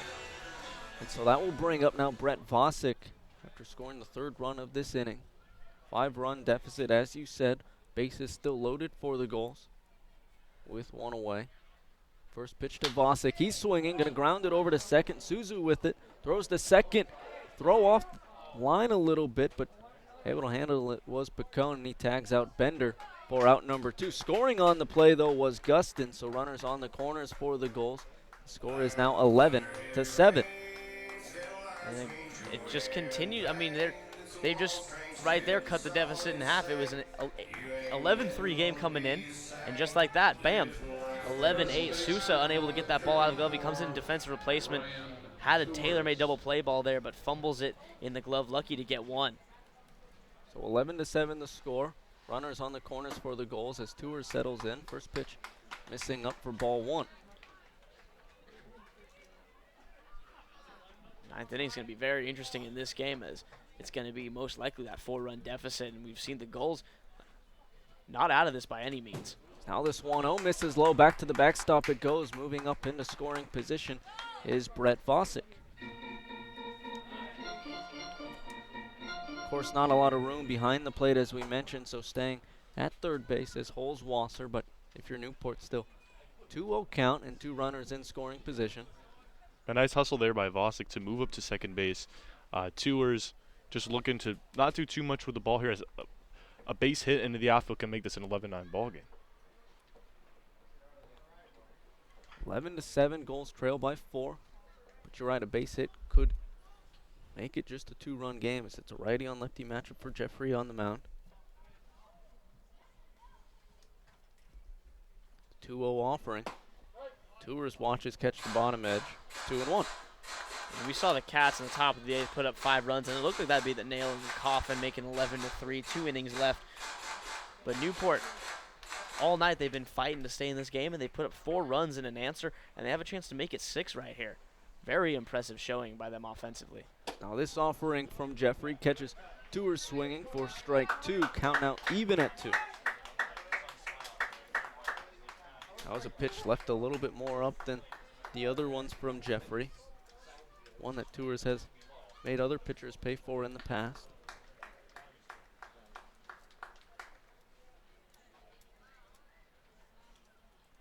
Jeffrey looking in at the plate.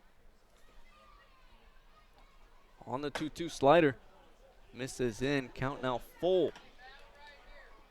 Tours might have helped sell it a little bit as he turned away as well.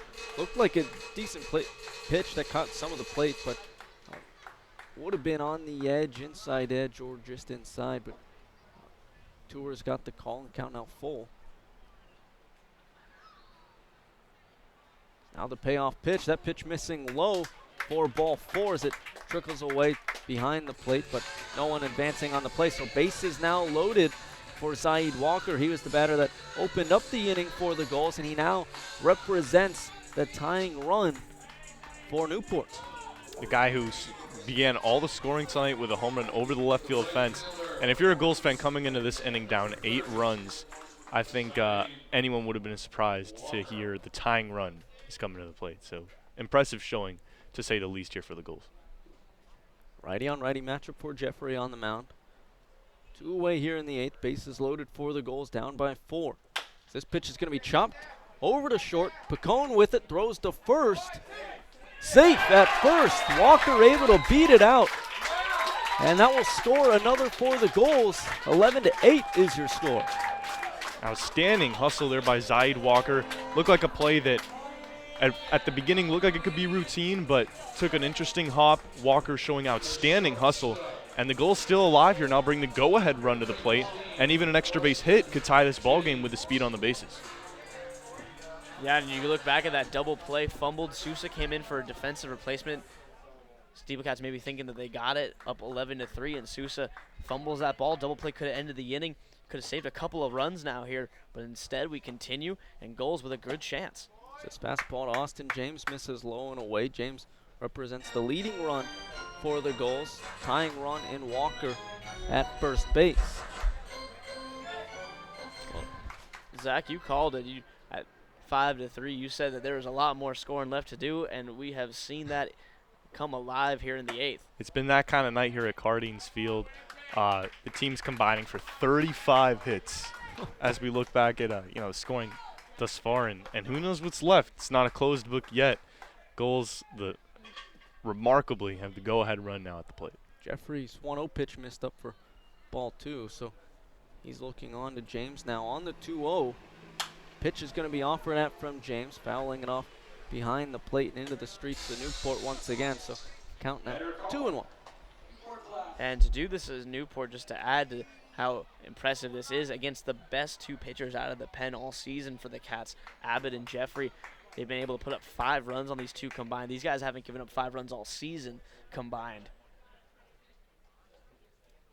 It's Jeffrey looking on now on the 2-1. Offers fastball tipped into the glove of Muntz behind the plate, 2-2. It's a true testament, to both teams, because, even the bats have been on fire for the SteepleCats, hitting on Sansone, who's been the ace reliever for the Gulls, and now the Gulls able to do it against Abbott and Jeffrey. Just a night where offenses are clicking. They're seeing the ball well. Now Jeffrey on the 2-2 goes with pitch that misses just outside. Count now full with 2 away. And James, a guy who had a double earlier in this ball game. This is a huge spot here for the Gulls. I would say inarguably this has to be the biggest pitch of the game. A walk could bring the tying run into scoring position, but let's see what he gets here from Jeffrey. Time is called at the plate. Just add a little bit more suspension into the air. Just when you think North Adams running away with this ball game, as we mentioned it earlier off the air, Gulls a team that have made quite a lot of comebacks, and although this one isn't complete just yet, they've shown incredible fight tonight. Jeffrey shaking his head, not agreeing with Muntz at the plate now. They're on the same page. On the 3-2, this pitch is going to miss low, and that will walk in the run. They're going to offer down to first, but James did not go around, so that is now going to make it 11-9. And Walker, the tying run for the Gulls, is in scoring position. We're going to have a meeting on the mound for the SteepleCats. And I am perplexed by what Shane Muntz called for right there. He tapped the ground to indicate that he wanted that slider out of the zone. 3-2 bases loaded. I know Jeffrey has swing and miss stuff, but in an inning that has seen 5 runs already crossed before that walk, you got to go after the hitter. You got to make him swing the bat. Jeffrey's velo too good to allow a free pass there. Great eye, of course, by James to watch that pitch low, but you can't take that pitch out of the zone in that scenario. You got to attack hitters here. And now with the 2-run game, tying run in scoring position, go-ahead run, potential winning run is on the bases in this inning, which looked like you guys were saying. Abbott on the mound, 6 outs left, no problem. Now we got almost we're hit away from a brand new ball game out here. Yeah, I mean, one hit could change things here for the Gulls, and it's Peter Ceruto at the plate. Has a hit in this inning. It was an RBI single, third hit of the inning that just kept it going for the Gulls like clockwork. He was a big part of kind of flipping this inning over for, or the lineup over for the Gulls and setting things up for the top of the lineup. I mean, in this inning, we've They're seen going to have a pinch hitter, actually. Chris Hamilton.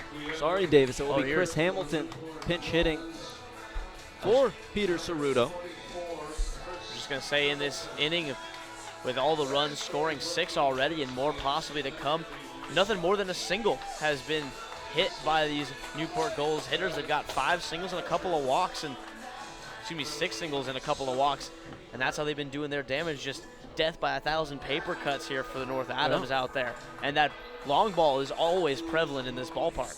Chris Hamilton pinch hitting for Ceruto, hitting .352 on the year, .412 against righties. He comes into this one hitting .444 in his last 7 games. It's his first pitch. Misses outside for ball 1. And as Davis mentioned earlier, the Gulls doing an outstanding job chipping away at this lead, getting singles. Hamilton knows a thing or two about that, leading the team in hits with 25. A lot of them singles on the year, so that's all they're looking for right now. Now this pitch, there's the slider from Jeffrey over the heart of the plate. Hamilton watching it for strike 1. Yeah, it's been tough tonight to get some calls on the corners by both sides here, so Jeffrey needing to go after hitters, not being able to nibble on the black, as we've seen so far in this game. Now on the 1-1, Hamilton offers he's going to chop it over to first. Able to field his Brophy, flipping over to the covering pitcher for out number 3. But the Gulls are able to stage somewhat of a comeback, scoring 6 runs in the inning, and they only trail by 2 heading into the 9th. Stick with us here on the NECBL Broadcast Network. Top of the 9th, and it seems like things are just starting here at Cardines after a wild 8th inning. SteepleCats scored 4 in the top of the inning, and then the Gulls answered with 6 of their own to make an 11-9 score heading into the final, presumably final inning here at Cardines. A defensive change for the Gulls. Of course, Ceruto was pinch hit with Chris Hamilton in the 8th, but it will be Hayden Jones subbing in for him behind the plate. And of course, Souza will lead things off for the SteepleCats here, as he was a defensive sub earlier in the game for North Adams. Yeah, it comes in just to get an inning of work and maybe an at-bat in a game that looked to be in North Adams' hands, but as luck will have it, now he hits in a pretty big spot leading off here in the 9th inning, looking for some runs to try to give Madison Jeffrey a little bit more of a cushion than just 2 going into the 9th.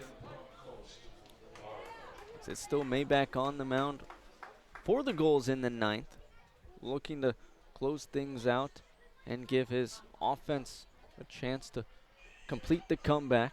It's his first pitch. Souza misses on the outside of the zone. 1-0.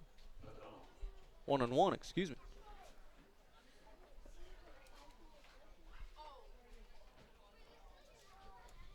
Maybach looking on the 1-1. That one in on the hands. Souza dropping the bat. They're going to say it did hit the hands, and Souza will trot on down the first. Now Hayden Jones is saying it hit the knob of the bat. Looks like the coaches from the Gulls dugout pleading their case for the same thing, and the umpire's going to come here together and discuss it. And I think it, from my vantage point, from the sound, it sounded like it got Souza in the elbow guard maybe, or the forearm. It didn't really sound like wood, but I mean, I got headphones on, so didn't have a clean listen to it. If we could get another replay look at that, that would be fantastic. As you see the pitch from Maybach, and sure does look like it was off the elbow. You see him obviously turn the knob of the bat towards, but it's tough to tell. Looked like to me it came smack off the center of that elbow guard. Yeah. By the time it bounced on the ground. It doesn't look like it gets to the knob of the bat yet. I agree. And the umpires are going to hold up with that call. Yeah, that is the ruling. So aboard first is Souza. That's a big leadoff guy on for the Cats, trying to stay hot now after that long inning in the field. As Picone settles in for North Adams, first pitch missing low for ball 1. And Souza already a healthy lead, guys, looking over at first base. Wouldn't be surprised here, even though Maybach lefty on the mound. It's looking like he might try to swipe a base. Now the 1-0. Picone showing bunt. He bunts it down the first base line. Covering first is Holzwasser, and he's able to get the flip in time for out number 1. But for North Adams, it was a productive at-bat because it moves Souza into scoring position. Yeah, really nice job. SteepleCats clearly playing for 1 here, just trying to get Madison Jeffrey that third run of protection as Souza gets over. Souza, a guy not crazy fast out there. So on a ball hit to center field, he might have to hold up against the arm of Thomas. But it looks like they're just going to walk Koperniak. They don't want any piece of him.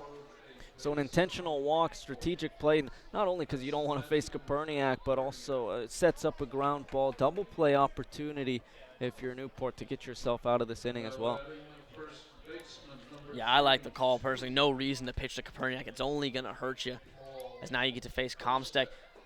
Pauly has 2 hits on the day so far, 2 for 4, but better odds against him than Koperniak, a guy who's now reached base in all of his at-bats. Yeah, 5 times he's reached base safely, 4 for 4, pair of doubles and a pair of singles.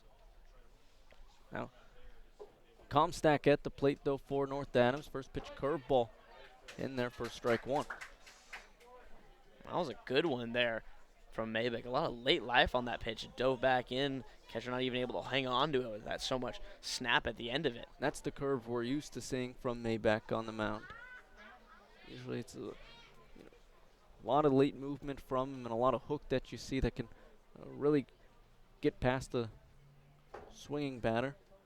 So now the 0-1 comes back with the curve. That one back foot, but missing the zone. 1-1. And it's critical for the SteepleCats to try to extend this inning a little bit and give Madison Jeffrey some more time to recuperate after a taxing inning where he came in with the bases loaded, had to throw a lot of pitches, runs coming in to score off of him, some weak contact and some good hits by the Gulls extended that outing for Jeffrey in the 8th, so he needs to get some time to rest before the 9th. Now this 1-1 fastball, swing and a miss from Comstock. 1-2. How many times have we seen the SteepleCats swing through a high fastball tonight? It's been the only real bug in their system so far today is going after that pitch up and out of the zone. And the Gulls keep taking advantage of that. They keep going back with that high fastball, and North Adams unable to lay off. Maybach now looking on. Runners on first and second for the SteepleCats. 1-2 offering. Catches Comstock swinging, tipped into the glove of Jones for strike 3. 2 away here in the 9th. And that will bring up Shane Muntz. Yeah, so it falls to Muntz, the only guy who's struggled at the plate today. He's 0 for 5 so far. He's had a couple of lineouts so far in this game, but he needs to find a hit right here. Muntz is the only guy not to have a hit in the North Adams lineup here tonight. Maybach first offering to Muntz. He's going to line this one foul down the left field line, but he almost found his first hit right there. Yeah, just out in front of that pitch there. Maybach took a little something off of that one, but he left it up, and Muntz just unable to straighten it out to find that left field line. It's a loud strike there, and if you're Maybach, you're going to learn from that and most likely make an adjustment here on your 0-1 offering. So Maybach looking on now. On the 0-1. Looks over to second. Now delivers the 0-1. It's going to be Offernat again. Gustin with it at third, and he's just going to step on the bag for out number 3. So no runs crossed for the SteepleCats here in the 9th. The Gulls down to their final 3 outs, down 2 runs as they try to complete a comeback here on the NECBL Broadcast Network.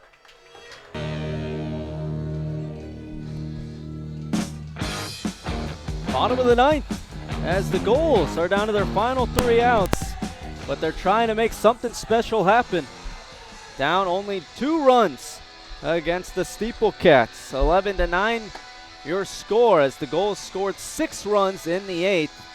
But they have their backs against the walls here. 9-1 two-hitters due up for Newport. Stephen Huff alongside Davis Ellington, the voice of the SteepleCats, and Zach Letson, the field reporter of the Newport Gulls, as Jake Gustin will lead things off for Newport.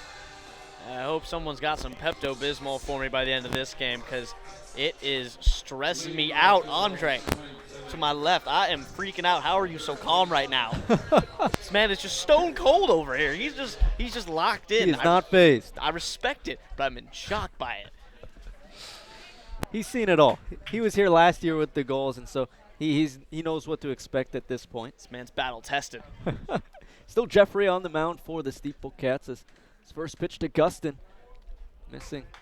Low and in for ball 1. And Stephen, we talked about it in the 8th inning. It was that what really began the rally for the Gulls was the bottom of that lineup. It's going to be crucial if they want to cut into this lead even more, as Gustin showing excellent patience up ahead early, 2-0 in this count. Yeah, that 1-0 fastball missed up, as you said, so 2-0. Gustin ahead early. Jeffrey looking on righty on lefty matchup. 2-0, this one missing low. 3-0. And I don't know if it's the mound maybe or something, but SteepleCats pitchers tonight have really struggled, with the exception of Abbott with that curveball, of being consistently in this zone. Piero, now Jeffrey, guys that don't walk a lot of batters, have been getting very behind and have been fiddling with their landing spots. It is an interesting point you bring up. This 3-0 pitch misses low for ball 4. So 4 straight balls to start off here in the 9th. That will walk the leadoff man for the Gulls here in the 9th. But the mound is an older mound. It's a taller mound than most that you see here, so that could be something that the pitchers for North Adams just aren't used to. Yeah, it could be a little steeper down because they've been missing low for the most part with those heaters, not something that Madison especially does. Obviously a fastball pitcher, he has great command, so he's got to be trying to figure out some way to level the playing field for him out there. Scott Holzwasser now due up for the Gulls. He watches his first pitch slider catch the outside edge. 0-1. Now, we had Trevor Kelly in the booth a couple weeks ago. AAA at the time, a reliever for Pawtucket. Now he's been called up to the Red Sox, and he was mentioning how the taller mound is out there and what an effect it could have, as this one's going to be floated into right field. That one's going to land, so 2 early base runners for the Gulls here in the 9th. That will put the tying run on the base pass for the Gulls and the winning run at the plate. And I talked about it earlier. Scott Holzwasser, a textbook leadoff hitter and doing exactly what you want if you're the Gulls. Not trying to do too much, just trying to bring the next guy up, and now you have the winning run at the plate in Isaiah Thomas. And that is Holzwasser's 4th hit of the day, 5th time he's been aboard, and that will bring up Isaiah Thomas, who already has a home run today. Number 26. I was going to say Holzwasser, 5 singles, right to where you said, Zach. I mean, just solid, just simply solid. It's exactly what you want, and really puts the Gulls in business. There's still work to do, albeit, but really puts them in an excellent position. Thomas showing bunt, first baseman running in. Thomas pulling back has missed low for ball 1.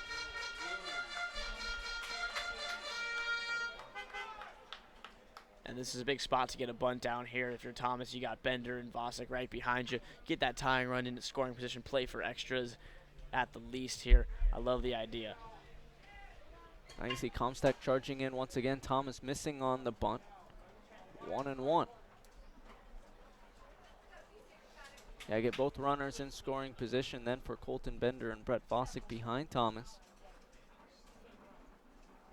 And at least send this one to extras if you're Newport. Don't be surprised if he pulls the bunt back here and tries to swing. Huge hole on the left side created with Pacone having to hold the runner. He keeps the bunt but pulls it back because he thought it missed, but it's going to catch the corner low and away for strike 2. So Thomas now finding himself behind in the count. And if you're Jeffrey, this is exactly where you want to be. Yeah, this is critical right here. You need a big punch out or a double play ground ball. Madison's got to get it right now. This 1-2 slider. Pitcher's pitch, but misses low and away. Thomas holds back 2-2. And that's one of the big things for this Newport team, especially against Jeffrey and Abbott. They were able in the 8th and 9th, and now here in the 9th innings, to watch those pitches. They haven't swung their way out of at-bats. They're making these guys go after them in the zone. Jeffrey looking now on the 2-2. Fastball going to be driven into center. Going back is Kirkland, looking up, but he's underneath it for out number 1. Tagging up on the play is Gustin. So there'll be runners on the corners now for the goal.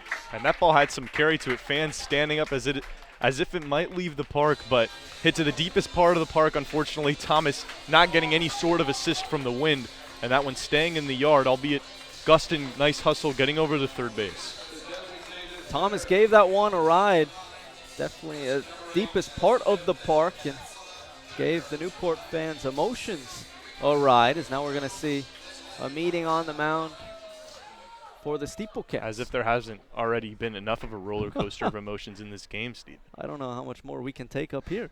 Yeah, and you got Parker Lynn going out. This is his first mound meeting of the season for the Cats, going out there instead of Daly, and he's all defense. He does all the scouting reports, spray charts, things like that. They're probably going to go over the fact that they have first and third right now. You don't want that runner on first to get in the scoring position. If they try to run a deke move, you take the out. You don't want to let that guy on first score. And if the runner on third scores, so be it.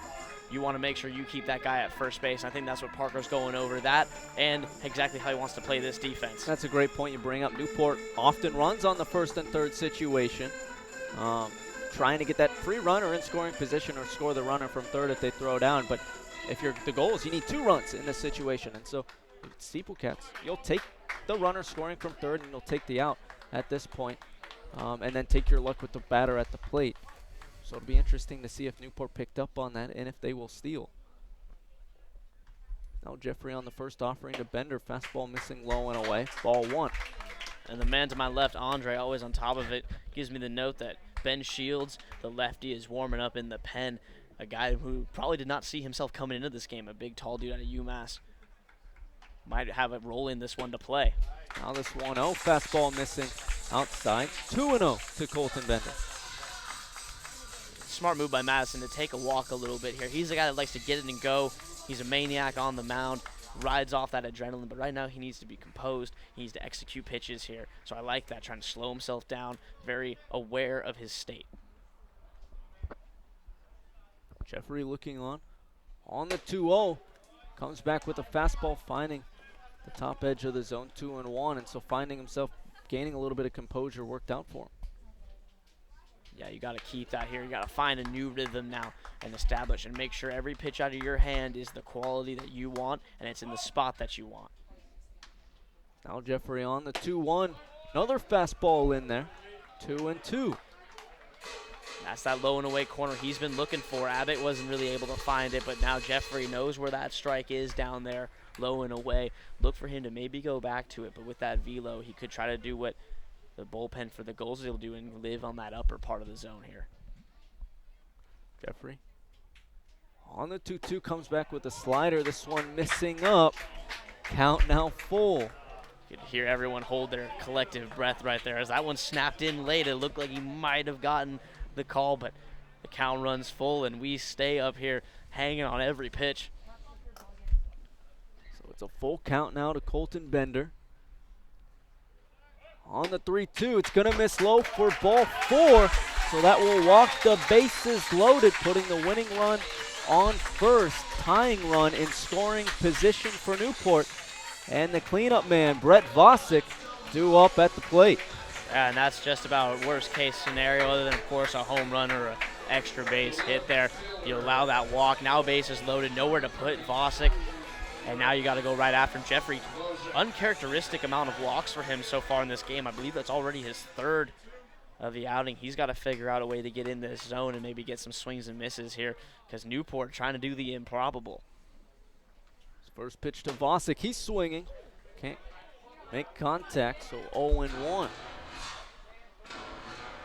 Vosick has had quite a bit of success lately. 367 over the last 8 games, 9 RBI and 6 walks.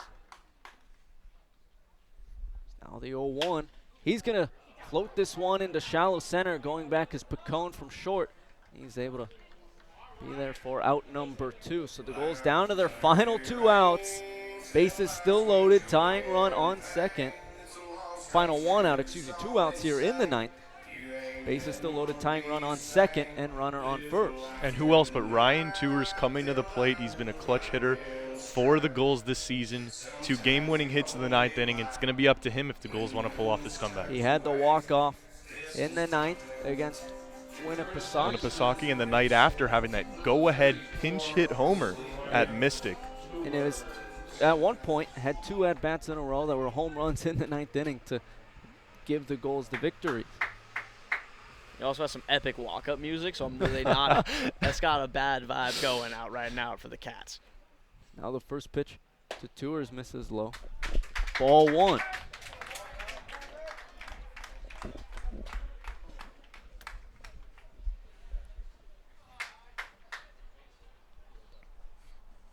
Jeffrey looking on. Again, 11-9 the score here at Newport. On the 1-0. Tours thinks about it but holds back as it catches the corner low and away. 1-1. And the umpire making things ever so more dramatic with those delayed calls we've been talking about all game long. But it's even more dramatic when you have a pitch that paints the corner and then the delayed call. This game having all the dramatics so far. This umpire thinks he's in an M. Night Shyamalan movie, man. There's twists and turns going on back there. I don't know what's coming. Tour is calling time at the plate. Now he's settling back in at the dish. Righty on lefty matchup for Jeffrey on the mound.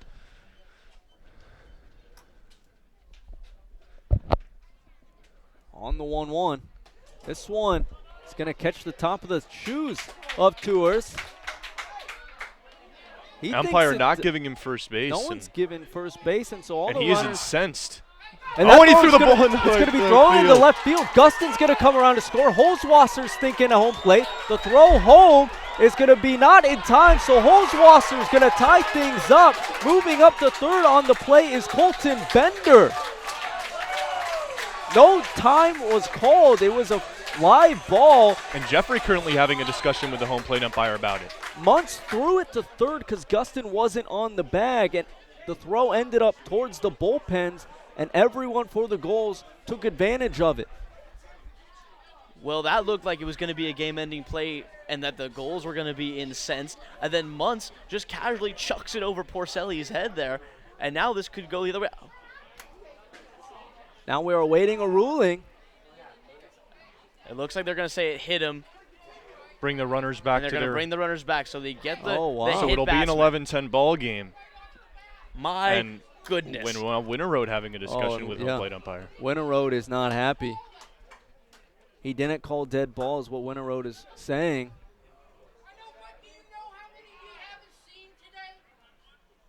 And Winter Road is, I mean, it is absolutely silent here, and Winter Road is losing it, which is uncharacteristic because Winter Road is a very even-keeled guy, very friendly guy, but you can understand him being enraged in this situation because it was not called at all, and now they're going back and switching the call. Yeah, I mean, rage was going to happen no matter what with a play like that. I mean, my goodness, you got a guy that hit by pitch, maybe not. I mean, like let's just say that throw to Porcelli's on the money, they tag him out, and the game's over. I mean, you're going to have rage there. If that play stands and the throw goes in and the game is tied and the go ahead and the winning run goes to third, rage. Rage was everywhere there. And if it did hit him, which it sounded like it clicked his shoes. And so Tours is aboard first, and we will have a pinch runner for the Gulls. Hudson Haskin is coming in for Colton Bender at second base. Haskin is one of the faster runners on the Gulls, and he represents now the winning run for the Gulls. Holzwasser on third. He is the tying run. It is an 11-10 ball game. 2 away for the Gulls, and Zaid Walker is at the plate. He's had a 4 for 5 day, 3 singles and a home run to his name, and he has a chance to add to his spectacular day with another hit here that could tie the game for the Gulls or win it with a walk-off. All right, well, here we go. Everything's reset. Zaid and Jeffrey, power against power right here. If there's any more room for the dramatics in this game, we're going to see it in this at bat. First pitch from Jeffrey. Walker swings and pops it out of play. 0-1. The celebration by whoever comes out on top is going to be volcanic. In it, whether it's Jeffrey, if he gets a punch out, if Zaid puts a ball in the gap. The 0-1 offering. Walker swings and misses at a fastball up 0-2. And this is where you got to be careful. We've seen too many mistakes here, 0-2, 1-2 by both sides. Pitchers have been making missed spots happen, and hitters have jumped on it. So by no means is Zaid out of this count. Jeffrey looking on, ahead in this count. On the 0-2, Walker swings and misses for strike 3. So the Gulls leave him loaded with the tying run on third as they fall by a score of 11-10. That will drop the Gulls to 13-11 on the year as the SteepleCats keep with their winning ways. Now 16-7 on the season. Don't go anywhere. We'll have the postgame show coming up next here on the NECBL Broadcast Network. Stay tuned. Stephen Huff alongside Davis Ellis, the voice of the North Adams SteepleCats, and Zach Letson, the field reporter of the Newport Gulls, to wrap up tonight's game. And fellas, where do we start with this one? Because it's not even close to the game that we saw in the first couple of innings. It was a close one early on. The SteepleCats scored 5 in the fourth to take a 5-1 lead.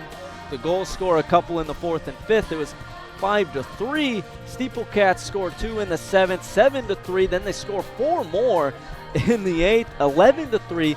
The Gulls, as they have all season, charge back, score 6 in the eighth, score 1 more in the ninth, have the bases loaded. We had the dramatics at the end of the game. The Tours, did it hit his foot? Did it not? The throw into left field. All these runs scoring, the change in the ruling. It is just scenes here at Cardines Field.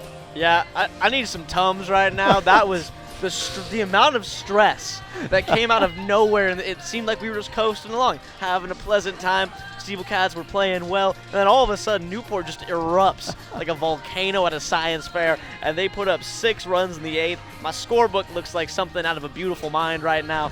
It was mayhem. It was craziness. Glad it's over. I need a nap. I need a nap right now. And credit Newport. Rarely do you see a fight like that in a game that they easily could have just said, you know what, we've been beat. We're gonna, these last 6 outs, we'll try, but nothing's really going to happen, and you can just let it go by the wayside and start looking towards next game. It's a non-divisional game, so not crucial that you win it. But no, they come out.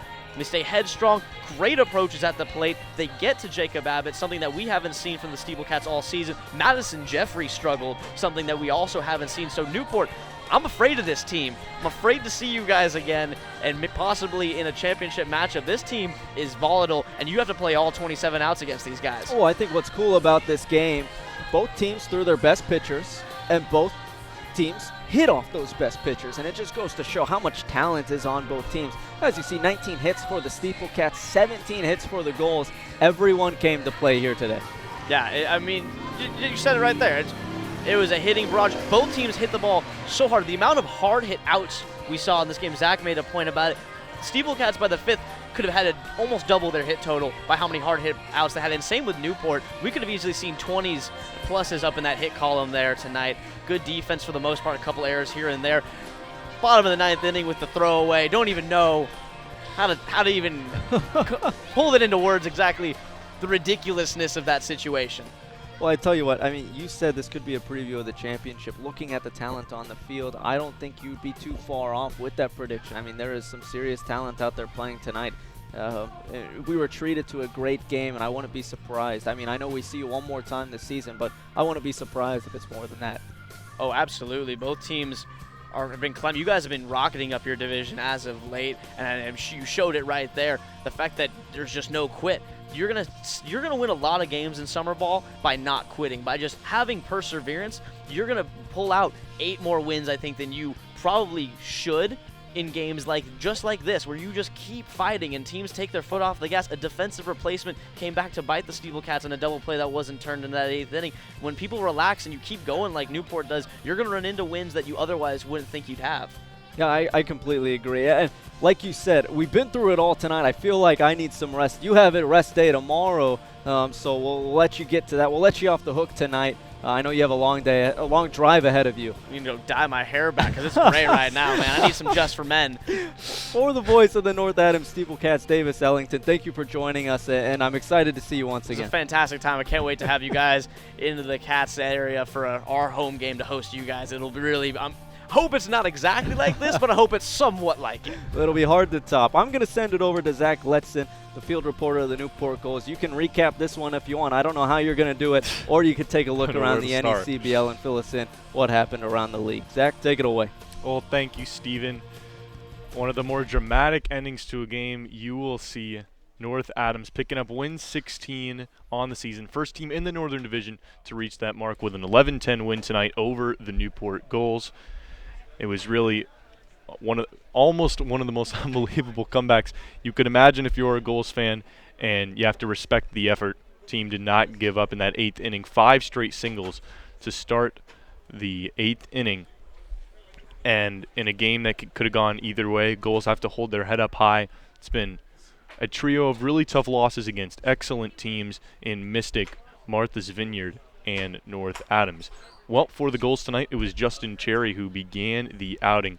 Started off strong, ran into a little bit of trouble in the middle innings, and that's when he was pulled, and handed the job over to Mike Sansone, who undoubtedly has been one of the best pitchers, if not the best pitcher, for the Gulls all season long, and tonight he showed why for a good part of that outing. Those first 3 innings of shut-down ball before running into a little bit of trouble near the end. That's when the Gulls handed it over to Patrick Maybach, who pitched until the end of this ball game. And I don't think a lot of people in Cardine's Field thought it was possible for the Gulls to come back the way they did. But they had all of these fans on their feet until the last out. And it's a tough pill to swallow for the Gulls, but you have to respect the effort and got to keep your head up high after an outstanding effort. As it was, guys, you look across the order. Scott Holzwasser proving why he's been such an excellent leadoff hitter for this team all season long, extending his on-base streak to 20 games and his hit streak to 11 games. So really an outstanding performance for him. 4 hits on the night, 1 RBI to go with 1 walk. As you look down in the order, it was Zaid Walker who had arguably his best game of the season. Got the scoring started in the 2nd inning with a towering home run that went over the left field fence. And who knew that would just be the beginning of 21 runs combined scored between the teams. But Walker really with an outstanding performance in tonight's game.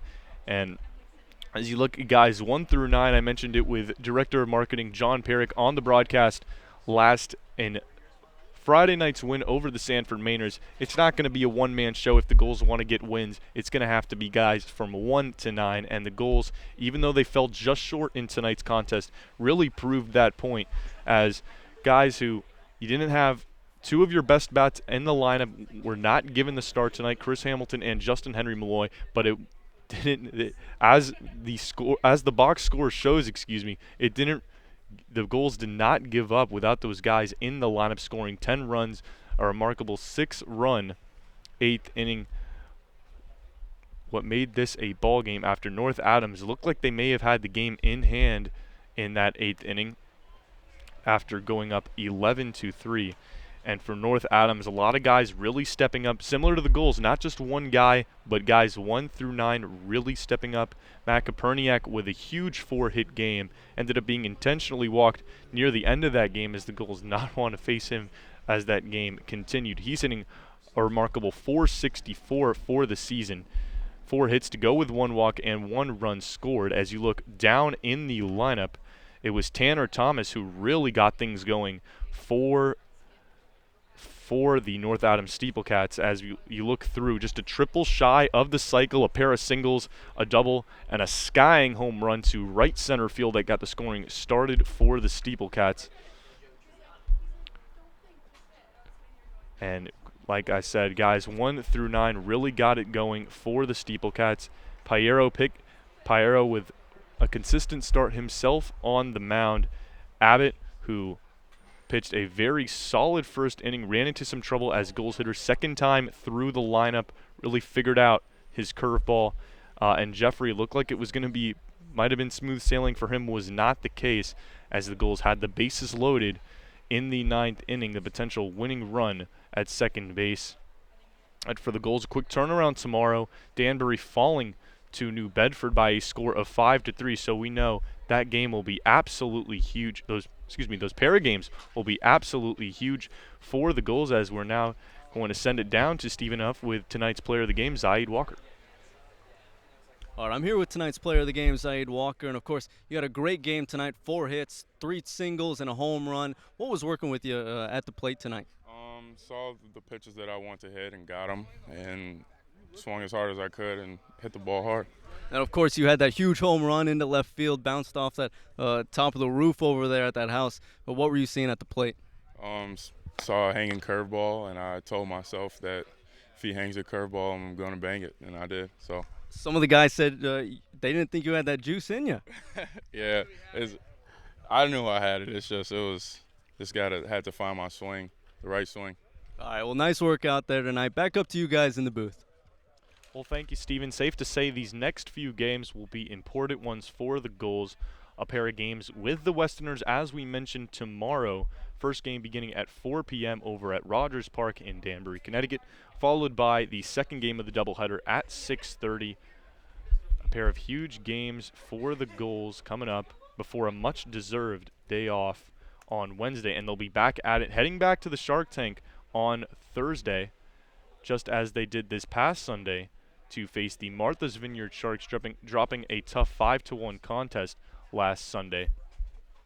And they'll be back at it again, looking for revenge against the Sharks, who have taken all 3 meetings against the Gulls this season. And be a couple of huge games against the Westerners tomorrow. Newport and Danbury currently tied for the 3rd and final playoff spot. And a tough one tonight for the Gulls. Couple of big games tomorrow, and we're going to now send it down to Stephen Huff to conclude tonight's broadcast. Gulls fell tonight by a score of 11-10, but we'll be back in action tomorrow in a doubleheader against the Danbury Westerners. For tonight, we'd like to thank our executive producer and director, Tom Lima, producer Shannon Carlson, associate producer Nick Bello, audio technician Arthur Smith, on-site engineer Shayna Wintraub, statistician Andre Oliver, field reporter Zach Letson, and Davis Ellington. I'm Stephen Huff saying goodnight from the City by the Sea.